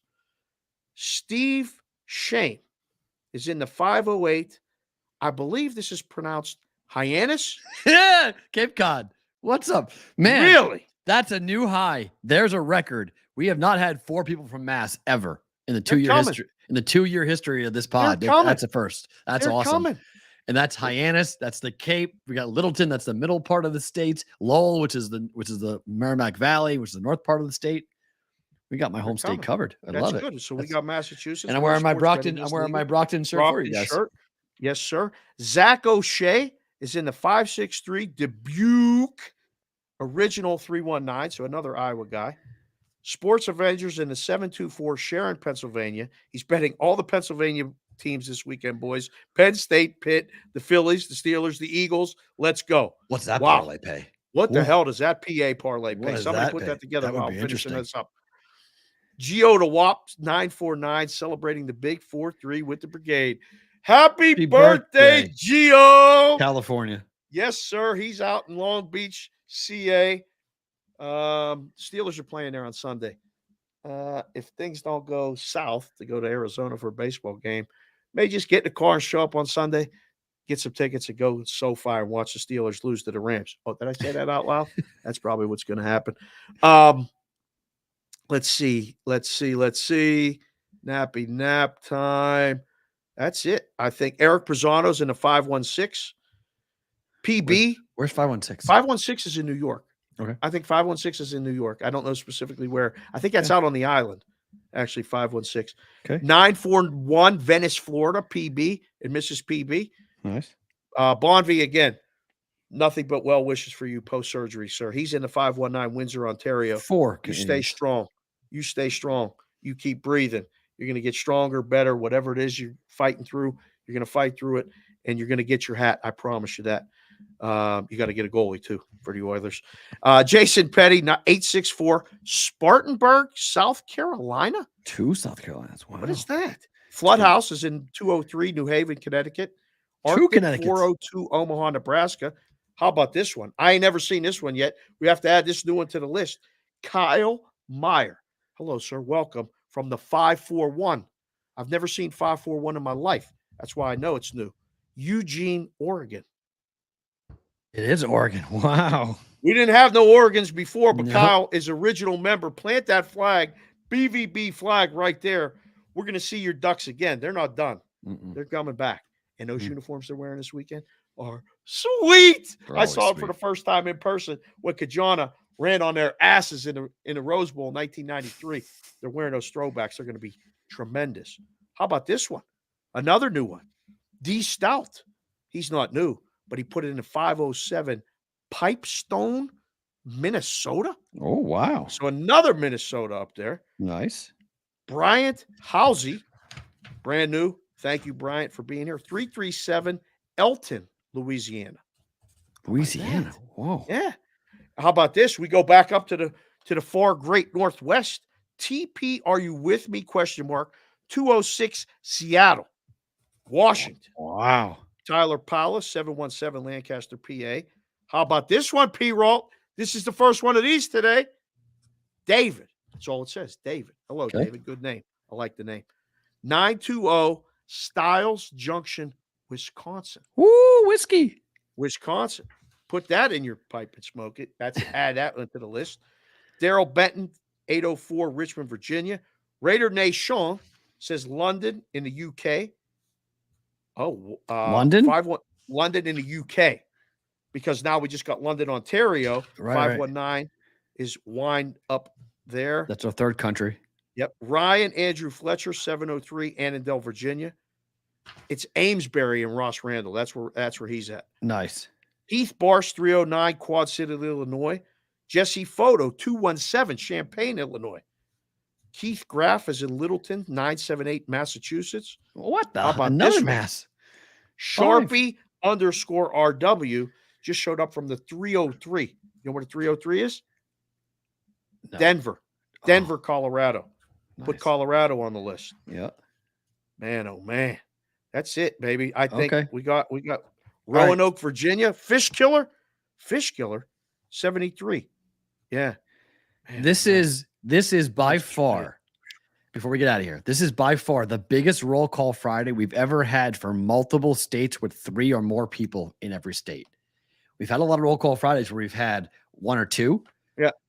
We've got like 4 Texas, 5 Iowa, 4 Arizona, 5 Massachusetts, 5 Ohio, 6 Pennsylvania, 5 in Virginia, 4 in Indiana. Like it's wild. Total. We just got the last one before we got to sign off, and then Yep. we'll come back for bonus time. 207 Portland, Maine. We got a Brandon maniac. Dyer. We got a Maine. There's How a new about state. that? That's a new state. 1, 2, 3, 4, 5, 6, 7, 8, 9, 10, 11, 12, 13, 14, 15, 16, 17, 18, 19, 20, 21, 22, 23, 24, 25, 26, 33, 1, 32, 33, 34, 35, 36 states, 3 Countries. Good number, that 36. We keep falling right on that. Every week it's 35.5, 36.5. That's a number. We got to get to 40 next week. Tell somebody about But that's the show. new though. Maine is, but the Oh, new we states added now, states today. Oregon, States. Maine. Yeah. That's cool. So so those were our questions as to like the states that we're at. And if you're listening on the replay on Sirius XM or listening on the replay or watching on Sports Grid, tell us at Boston versus the Book on Twitter X, where are you listening or watching the show? Let us know and we'll record it coming up for this. If you guys are with us live on YouTube or live on Twitter, you guys do not move because you get what we call bonus time.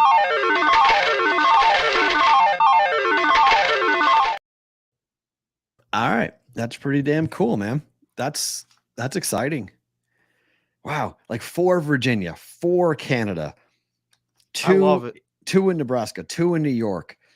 I mean, there's just that's by far in terms of like 3 or more states, 3 in Virginia, 2 in South Carolina, 2 in Michigan. Those are all new double up states. Illinois at 4. We haven't had those. That's awesome. That's really cool. It's great because like the guys that are new to it, they come in and like, so Kyle just sent in the chat. And again, guys, if you're watching the show live, you can come in the chat, say whatever you want. We got wrenches in there watching it, but just be polite and be nice. Don't be a jag off, all that other stuff. But Kyle Meyer just came in and said, I'm glad to make it in for another Roll Call Friday. I've been in a few times before, but if not live, I listen to every episode on the pod. Go Ducks. If I had a BVB hat, I'd wear it in the front row at Autzen. Woo! So we know this. Like, we know this. We're trying so many different things that we don't want to fuck up. That we just don't want to fuck up the hats and the merch stuff. So we're going to get it, and we're going to get it right. We just need to find, what's going to happen is that we're going to meet the right person, the right merchandising person who works for a hat company. And we're going to be able to get the right hats produced in mass and be able to sell them properly for a good price and get them out to you guys in the right way. We're very concerned. I cannot tell you how many conversations we have had with Dave's wife, Jess, the 3 of us, just me and Dave, with other people about how do we do the merchandise for BVB. Right. And we just haven't found the right fit yet. It's just because it's important to me that like the people that have got the hats and the ones that are going to get hats, that I promised you are getting them. They got to be the right thing. The last thing I want you to do is open this thing up and go, what a piece of shit hat. I don't want that. I want you to be a part of it. And this hat is a connection to us and you and each other. And the guys that already have them have taken pictures of them and sent them to each other. And then like they showed up at the live show and everybody was wearing their style hat of their whatever. And it was the coolest thing ever. So just bear with us. We got to keep doing the show. Right now, we have to keep the show going. This rest of the stuff is coming. I promise you. On to football. Browns at the Colts, totals 40.5. Is there any other way but under to bet this game? You have the wrong favorite. Browns are favorite? Yeah. Oh, sorry. Hold on. Let me correct myself. I was going to say, I'm going to unload at your book. Yeah, sorry. Okay. Yep, you're right. The Browns are favorite. They flip it. I apologize. We were on 100 calls before. I usually scan the lines and make sure. But this is good that now you can just change it on the fly. Yeah, it's fine. So that's good. Is there much of a difference 3 either side? There isn't in my mind. Would it surprise you? Would it surprise you that Indy wins this game? No. Deshaun Watson's not playing. No, it won't surprise me at all if Indianapolis wins this game. Not even close. Either team winning this game shocks me nothing. This game is like a 14-10 final. Right. This is a horrible game. This is Iowa, Minnesota in the NFL. This game's horrible. This game is absolutely awful. Yeah, this game's awful. This is awful. Indoors or not, it's awful. I like Cleveland. I like the under. I like the under for sure. Yeah. Sidewise, I like Cleveland. I don't think Tucker makes some mistakes. They already know he's getting all the reps. I mean, I think Walker. Yeah. But Minshew throws a pick. Yes. How about probably, that? Yeah. Patriots Bills. I have no desire, no interest in none. I would only tease this. Fast forward. Tease this. This is a terrible. I mean, this is just terrible game. Terrible just tease spot. It. Just tease it down. Tease it down. Yeah. Oh yeah. Bills by 3. You don't want to go up? No. The the likelihood that the Patriots get booed off the field loudly after losing the game by 30 is high. Wow. There's a lot of people in New England who are hearing things from the coaching staff. They're preparing for next year. They're already like not tanking, but they are. This is about auditioning for jobs now for next season. It's not about winning. It's not about winning games right now. This year is over. Like they know it. They have one win, and they're losing this game here to the Bills in probably ugly fashion. Most likely, we got people all over the place watching the show, right? Right. Big Business just dropped in his super chat. I just sat down in our box. Thank you, Capital One. 2 cold Miller Lights on deck. It's game time, boys. Can you take me higher? He's at the game. He's at Good the Texas for Rangers you. game with the Astros. Enjoy it. That's awesome. That is awesome. And he's watching and listening to us. God bless. Jeez, if we'd have known this, we could have done a live hit with you right there. Hey, how you doing? Right? Yeah, we would. How you doing? Give us a feel for inside that stadium. I ain't got no feel for this game. This is one of them ones I just put a line through. Next, I have no idea. I don't even know if I bet under. I don't want to bet anything on this game. I don't want to watch this game. I don't want to see the highlights of this game. The only way I want to even talk about this game on Monday is if the Patriots win. Fair. You don't think the Patriots can win at all? No. I don't think they have a shot in hell of winning the game, to be quite honest. Lions at Ravens. Super Bowl preview. Could be. You said Super Bowl preview. We said that yesterday, and I said, that's pretty good. Said it could be. I mean, Claire Check and all the people of Michigan are watching the show think Detroit's going. They think that they're live. And I don't know who's winning the AFC North. You know what's crazy? We talk about a lot of stuff like in the morning, like when we do the show. Right. And then this morning, I woke up at 3 o'clock in the morning. Just woke up. Didn't mean to. Woke up, had to get some phlegm out. Okay. Turned the TV on, and they were talking about what's wrong with the NFL. Why aren't they scoring points? Why are the totals so low? It was unbelievable. It was I'm just saying, the whole tone of the conversation sounded very familiar. I can't wait to see what they say about this game because we talked about this game before. Who do you like? Ravens. Teasing it. Detroit up. Mm-hmm. Yeah, makes sense. Yeah, teasing it. Steelers at the Rams. Do you like the Rams to win and cover? I do. Off the bye, Tomlin as a dog. I heard all the stats. It's bad? No. It's all favoring the Steelers. I thought he was great. All favoring the Steelers. But that's all based on the past and having Ben Roethlisberger as your quarterback. Fix all those mistakes. TJ Watt's going to get to Stafford. But I don't know who's covering Puka and Cooper Kupp and all that other stuff. I don't. This does not feel like the Steelers are going to score enough points to win this football game. Team total Rams over? What is it, 24? 23 and a half, probably. Yeah. Right, 23 and a half and then 20 and a half is probably where it falls. Or they even go 20. Oh. Can't go that low.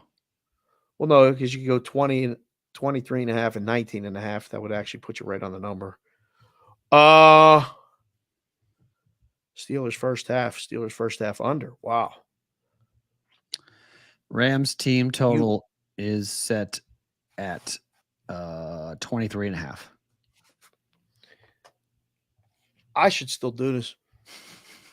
It's crazy. You like over? Yeah. I think I like the game over. I like over. I don't like the game. I like over. I sent it into the bus to the Betta show. I sent in the Rams and the over. Okay. I can see the Rams, but I like the over. If we're going with a bet, I like the over. We're going to talk about these games on the grid, right? I got my whole out wardrobe plan for the grid. A little surprise for you. Got my own jacket. Oh, you're wearing a jacket. Oh no. Jacket. It's going to stun some people. Chiefs Chargers. It's not going to be that stunning. This number is gross. It's disgusting. You got to take the Chargers, don't you?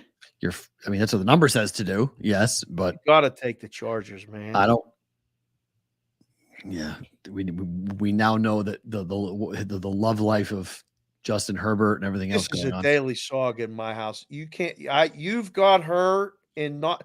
She woke up today, my wife, and said, "You know they bought mansions in the same place out there in Kansas City." No, he bought a mansion. She No. didn't buy a mansion. She did. bought one too. She said. Taylor Swift bought a mansion in Kansas City. That's what I heard. No, Travis sold his mansion and bought Another one, right, in a more secluded area. Correct. Because he wants to keep it in a quiet. Yeah, I heard 6:30 this morning, 7:00 this morning. She's talking about it. But I said, text Perrault. You're feeding into the charade if you buy into all of this. This is what they want you to do. They want this is what she's doing. They want you to pay attention nonstop. This is what they're after. As I said, remember, AMC required Taylor Swift to have a 13-week run for her movie before it could go to a streaming service. After the first 3 weeks, if you haven't seen the Taylor Swift movie, you're not seeing the Taylor Swift movie. There's going to be nobody in those theaters in 3 weeks. No one. Taylor Swift talk, please. You brought it up, My not wife. me. I know, but she texts me. She tells me first thing in the morning, wake up. Hey, good morning. Good morning. How you doing? Did you hear? Did you hear what? No, I heard nothing. I'm trying to figure out how you keep telling me these allergies. It ain't allergies. Can't breathe. Travis Kelce bought a $6 million mansion. Yes, to Not keep her Taylor. safe.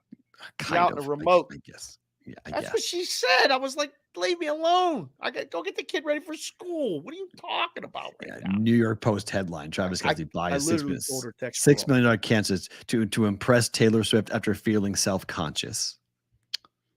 Just stop. I told her text you. Please. I think Kansas City wins. KC or the Chargers cover. Would it completely surprise me the way that the Chargers blew that game last week, Monday night, that they go and win a silly game, a turnover game, something? No. We'll ask the chat.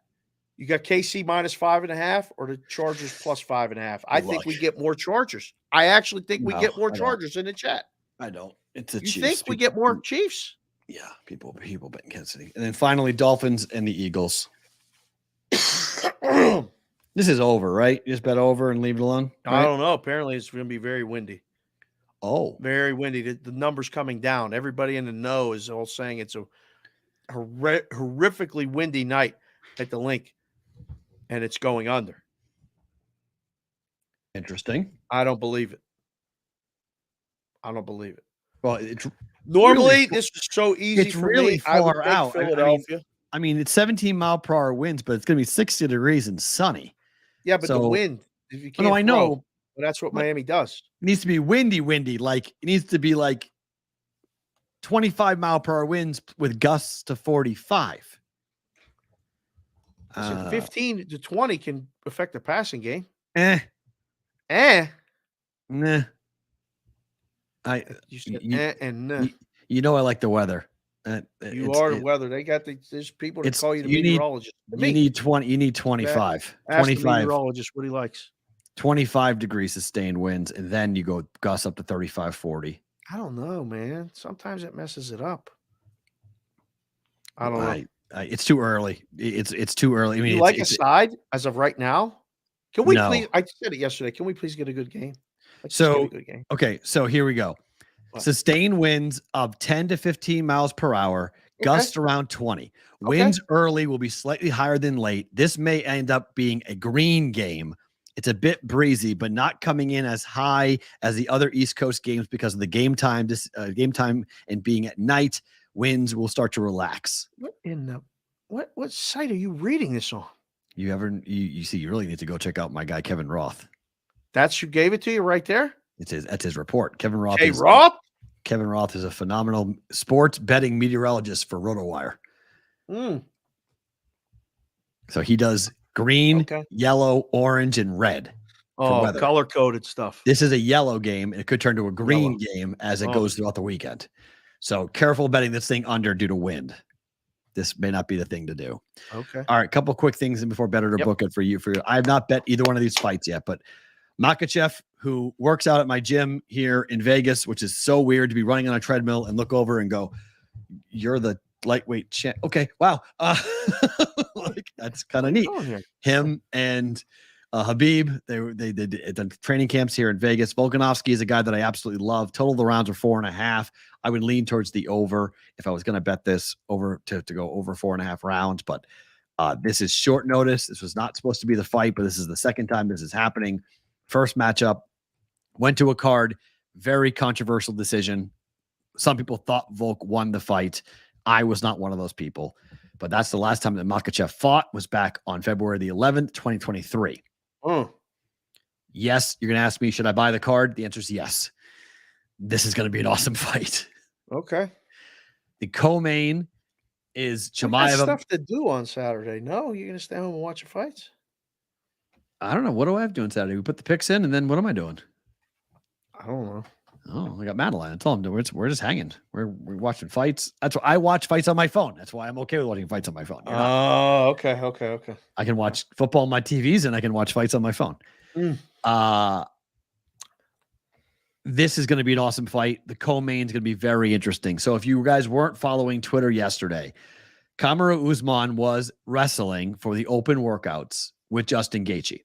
Picked him up, kind of sumo threw him a little bit. I'm going to go blow my nose. I can't breathe right now. Yeah. Landed on top of him. When he landed on top of him, he got up and said, "You good?" He said, "No, I heard something pop." Usman has been on a 48-hour mission to discredit this, saying there's absolutely no validity to it whatsoever, that Usman's incredibly fine, but he has bad knees anyway. Took this fight on short notice. Under 2.5 rounds is probably a decent bet, but Chimaev inside the distance, it's minus 340. Let me see what my bet's going to be. Chimaev inside the distance for this fight. Let me see what FanDuel's got the price for inside the distance, because that's, to me, the only way you can really bet this fight. Let's see. Inside the distance. Well, you could do Chimaev by KO knockout is 230. Submission is 310. How the fight will end. Nah, don't like that. And they don't have, why is this? Should be just inside the distance. Huh? They don't make it easy, huh? On FanDuel, at least. If you find inside the distance, I like Chimaev to win this fight inside the distance. It shouldn't be too expensive. It's plus 130 on KO, plus 270 on submission for that. Will the fight go the distance? There we go. Okay. So the no is minus 200. It's a little bit pricey, but if you're going to bet this fight, it's better than laying 340. I don't think Usman here, Dave. I don't think Usman is going to win this fight, and Chimaev wins. I think the over 4.5 rounds, this fight going to the cards for Makhachev against Volkanovski, is very possible. This fight, I think, is relatively faster in the co-main. Remember, this is a, let me make sure I'm quoting the right start time here for this card. It's going to start in the middle of the afternoon for most people. For us, these fights? Yes. All right. 2 o'clock, 5 o'clock, I think. Oh, Butchie's in here.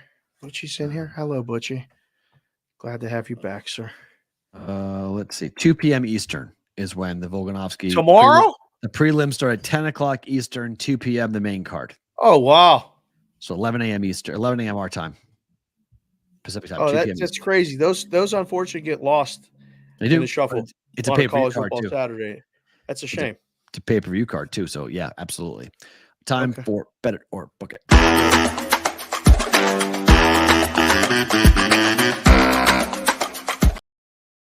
I think Michigan's going to house Michigan State. Well, now after all this, I hope they do. Bet it. How many points? Well, I mean, if they're stealing the signals, they probably know what. I don't know. I think this is going to be a pissed off Harbaugh. I think he's going to want to. I think he's going to want to put up a score here. I think he's going to want to put up on national TV at night with everybody watching, with the NCAA coming after him. He's going to say, "JJ, score, score, score, run them off the fucking field." I can't wait till this whole story comes out. Like, what is really going on? I can't wait. But right now, bet it. Under 45.5. Penn State, Ohio State. Seabass said the stinger blew out his speakers. Sorry, Seabass. I think this is the path to the Penn State victory. So Dog in the under? This. Okay. I like this better than the game. Okay. Because I'm biased, but I'm seeing it clear now. I think Ohio State's going to win, and I'm sick, but I think Ohio State is the side cover-wise. So you like the over then? Huh? So you like the over? No. I think it's going to be one of these, like Keith Jackson used to say, a slobber knocker. This is going to be one of those games. Noon Eastern time kick. Look like Ohio State, Michigan type of football game. Alabama is 8.5 against Tennessee.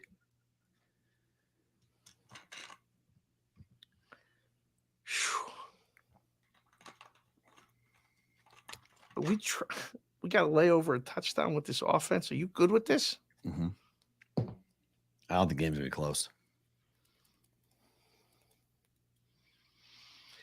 I feel something's telling me to say book it. Okay. They hate Tennessee. I know. They're at home. I know. Want revenge. We got to have Milroe. They're going to remember what happened last year. Right.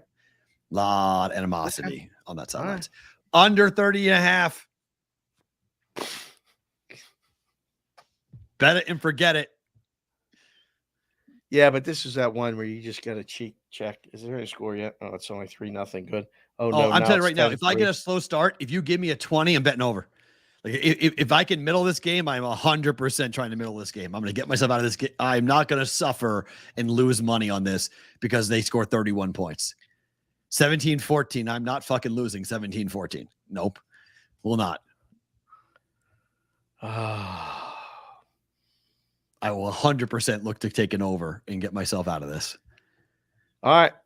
I'll say bet it with this initial number, but that is the exit plan. We got to pull the ripcord. Oh yeah, quick. Pull the ripcord quick. If you have to, yeah. Any early scores and you're dead. Be ready to go. Yeah, yeah. Under Browns Colts 40.5. I like this. I like this one. This is bet it. And I don't have anything else for the NFL that yet. And still, I'm teasing the Bills to 2.5 and the Lions +9. What loses here? I don't know. Lions get blown out. Lions, right? Get blown out. Lose by 10. No, that's the way that loses. The Bills are winning the game. Yeah. The Bills are winning. That's the answer. I mean, it's the only way you lose is Lions, but I'll have to turn in a bookie card if I say. You know what's really funny, though? This is how I know I've been doing the juice for too long, and I'm actually turning into kind of a little bit of a degenerate. So I know that the audience wants to bet college football. Mm-hmm. Do you know what I want to bet on Saturday? Hockey. I want to bet hockey because there's so many games. So many games on Saturday. There's a gigantic slate of games for Saturday to bet. I'm like, I was looking at the card last night. I'm like, how many bets am I going to make on Saturday? Like, I might be like, I want to bet like 15 games. There's baseball, hockey, college football, and the UFC all on Saturday. Kind of like what the NHL is doing with that. Like they're trying to take over. Like almost every team in the league plays on Saturday now. So you got a full slate of games from morning until night. I mean, the first game drops puck at 10 o'clock in the morning Pacific, and the last game is Boston and the Kings at 7:30. That's a hell of a game. Games the whole day. That's a monster game. Kings is a monster game. Dead pick 'em. Yeah. That's going to be on the watch list. It's a phenomenal. We'll be watching game. that one. Yes, sir. There's some. I mean, home opener for Connor Bedard against the Vegas Golden Knights. Wow, Vegas is look ahead's 230. Yeah, they should be. They're going to crush them. They're going to go puck line. Yeah, Hurricanes just got smoked at Seattle. They're playing against the Avalanche. Second home game in a row for Colorado. They sent them out west on a long ass road trip to start the season. Carolina. Wow. Well, how about Chicago? Chicago plays 5 straight road games before they come back home. Yeah. I was like, how'd you like to be the Blackhawks? You're one of the youngest team in all of hockey. You're playing multiple rookies. You have Connor Bedard, who got literally sandwich checked last night by the Avalanche. Welcome to the NHL, kid. Happens. Your first 2 home games, Vegas Bruins. Welcome to the league. Welcome to the league, son. God, how'd you like that? I was like, wow, that's a hard schedule for the Blackhawks. Winnipeg is playing at Edmonton. I love those games. Oh, let's go. I love those games. The Edmonton, the Calgary, if it's the Hellebuck, Vancouvers at night. Might be 12 goals scored in that game if Hellebuck's in net. 6.5 over. as the Yeah, number to couple it's places. 130 That'll right be now. 7, right? Yeah, it's 130 Someone right will now. open up a That'll be 7. 7. I mean, it's just there's so many good hockey games. Penguins are at the Blues. Canucks, who are an over team on the road, are at the Panthers. Maple Leafs are playing the Lightning. I mean, the Ducks and the Coyotes are battling. The Ducks are absolute trash. Diamond in the Arizona looks pretty decent. They're home favorites minus 182 in that barn they play in Arizona. There's so many good games to bet on hockey tomorrow. It's ridiculous. Day game. All day games. So many good games. Well, all right. We could. What do you want to do? A crazy run? Super chat questions to be answered. Okay. Big business. A lot of comments. It wasn't. I was trying to keep up with them. There's a lot of comments. I didn't see a lot of questions today. Okay. Yeah, I don't see a lot of questions either. Sudden death. Weren't the Pens playing the Hawks? Yeah, that was the movie Sudden Death. There we go. Thank you. Jean-Claude Van Damme. They were playing the Hawks, but it was in Pittsburgh. Chef Benny wants a sandwich. Yes. Will they played Creed, championship, burrito, steak, eggs, bacon, chorizo, hash browns, cheese, hot sauce, served with pancakes or French toast. Chef Benny, I'm so hungry right now. That is absolutely phenomenal. My mouth is starting water. I would devour that. I would devour that. Was good. That's really good. I would absolutely take that apart right now. If you put that in front of me, that would be gone quickly. Just sit down. Big business. That's amazing. Set down a box. Covey, Astros. That's it. Air Jordan going deep. I mean, come on now, right? I mean, I didn't even put my baseball play here. So sorry, I actually didn't put my plays in for today. Sorry, let me give you that. I'm better to book it. Astros money line. Better to book it. I'd say book it. What? This is the Texas game. They win. No. Montgomery again, right? No. They got to win a home game. Yeah. Islanders money line today. Yep.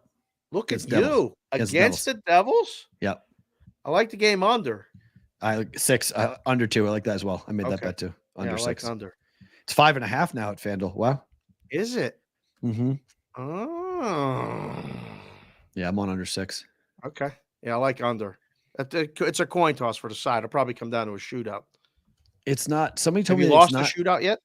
No, I've not yet. So you're just thanks for that. Appreciate that. Who is the starting goaltenders? Hold on, because I thought it was going to be Sorokin. It's not. Somebody corrected me and said, Matt, you're wrong about the goaltenders for today. Let's see. It's Sorokin in goal. I got Sorokin confirmed and Vanacek. Vanacek Vanacek and Sorokin. Buzz off whoever told me that on Twitter. Get lost. Okay, that was right. So Vanacek, 4 and 3 goals given up in the first 2 games. Last year, he played 2 games against the Islanders, gave up 7 goals in those 2 games. Sorokin is 2-0, 2 goals given up in 2 games. Last year against the Devils, he only gave up 4 goals in 2 games. And finally, Phillies, 3 money line, minus 125 tonight against the D-backs. Phillies better win. The doctor, Bonvie, the doctor didn't send me the parlay. Oh, wow. The doctor, I will He's DM been ice. He's been ice cold, that's why. No. He was distraught last night. He had the Saints. He needed the Saints, and he was distraught. And I didn't reach out this morning because I was burying him last night. Yeah, that's fine. So I'll send you the doctor's parlay. Favorite thing about today is what? Jesus Christ, we have a call in 10 minutes. The fact that we have a call in 10 minutes. That might be my favorite thing about today. No, one, we've talked already. It's 1:40 in the afternoon Pacific, and we've talked. You and I have been talking, I don't know, for 4 hours. And we have another hour call, and then the show. And we go on Sports Grid. And then we got 2 hours more on Sports Grid with the producer, Jack, and all this other stuff. You guys keep tweeting. My God. Keep tweeting. I'm not going to want to talk for a week after this because I have the this juice. Is what the wife doesn't understand. Like after the shows, she's like, "Do you want to go out to dinner?" No, I don't want to. I don't want to talk. I don't want to listen. I don't want to do nothing. I want to go sit and look at the dog or watch television. That's it. Yeah. And it's not personal, Jess. It's just we've been talking a lot. So, no, my favorite thing about today is that. And then I've been retweeting the show on Twitter, the live show. If you guys are watching that, just give it a retweet, please, because it gets in something and the number of views, all these things happen. So if you're watching it or you just want to put it on your feed in the middle of the night, we'd appreciate it. Favorite thing about today. It's all I'm going to ask you. Thank you again. Favorite day of the week, Roll Call Friday. I love this show. You guys are the best. That's it. Yeah, I would just parrot what Dave just said about it's rewarding for me when I talk to radio people that I respect, that I've had a long-standing relationship with, and I tell them and talk to them about BVB, and so many of the principles of the best radio shows that we know in the industry, how many of them covet or strive to get what we have with you guys in the Brigade. And that is a huge, huge thank you that I can give to you guys, because people are paying attention, they're watching, they're asking the right questions, and they're like, how did you guys do this? How did you get to where you're at? Because I meant to say this to you. I think I messed this up. Hold on one second. Because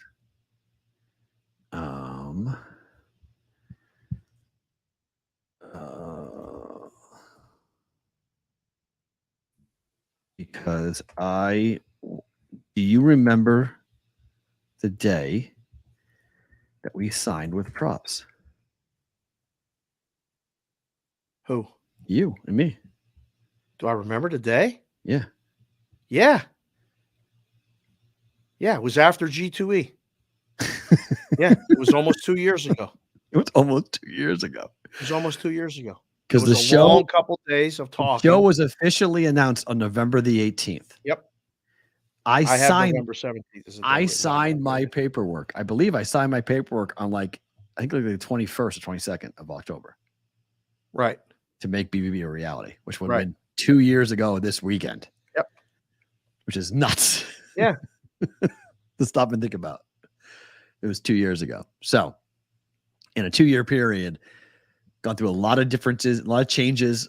It's fun to watch the old shows, to go back and look at the old shows and see where it is, and then see how the show does now, what it looks like now, and how much better it is now, and how much it flows more now. And it's cool. So my favorite thing about today is the Brigade. That's my favorite thing about today. And we'll go have a call here in 10 minutes and talk more about the Brigade. So thank you so much. If you haven't seen enough of this, Dave and I will be on at 5 o'clock Pacific, 8 o'clock Eastern time on Sports Grid for 2 hours for in-game live. And then we'll talk to you guys in the proxy service. We'll talk to you guys for your picks. Best of luck coming up for tomorrow. So in the Discord, bvbshow.com. Get the picks in. I'll talk to you guys later on. Dave, Matt, back on Monday. Have a great weekend, everybody. Best of luck on your plays. BVB on a Monday. Back at you.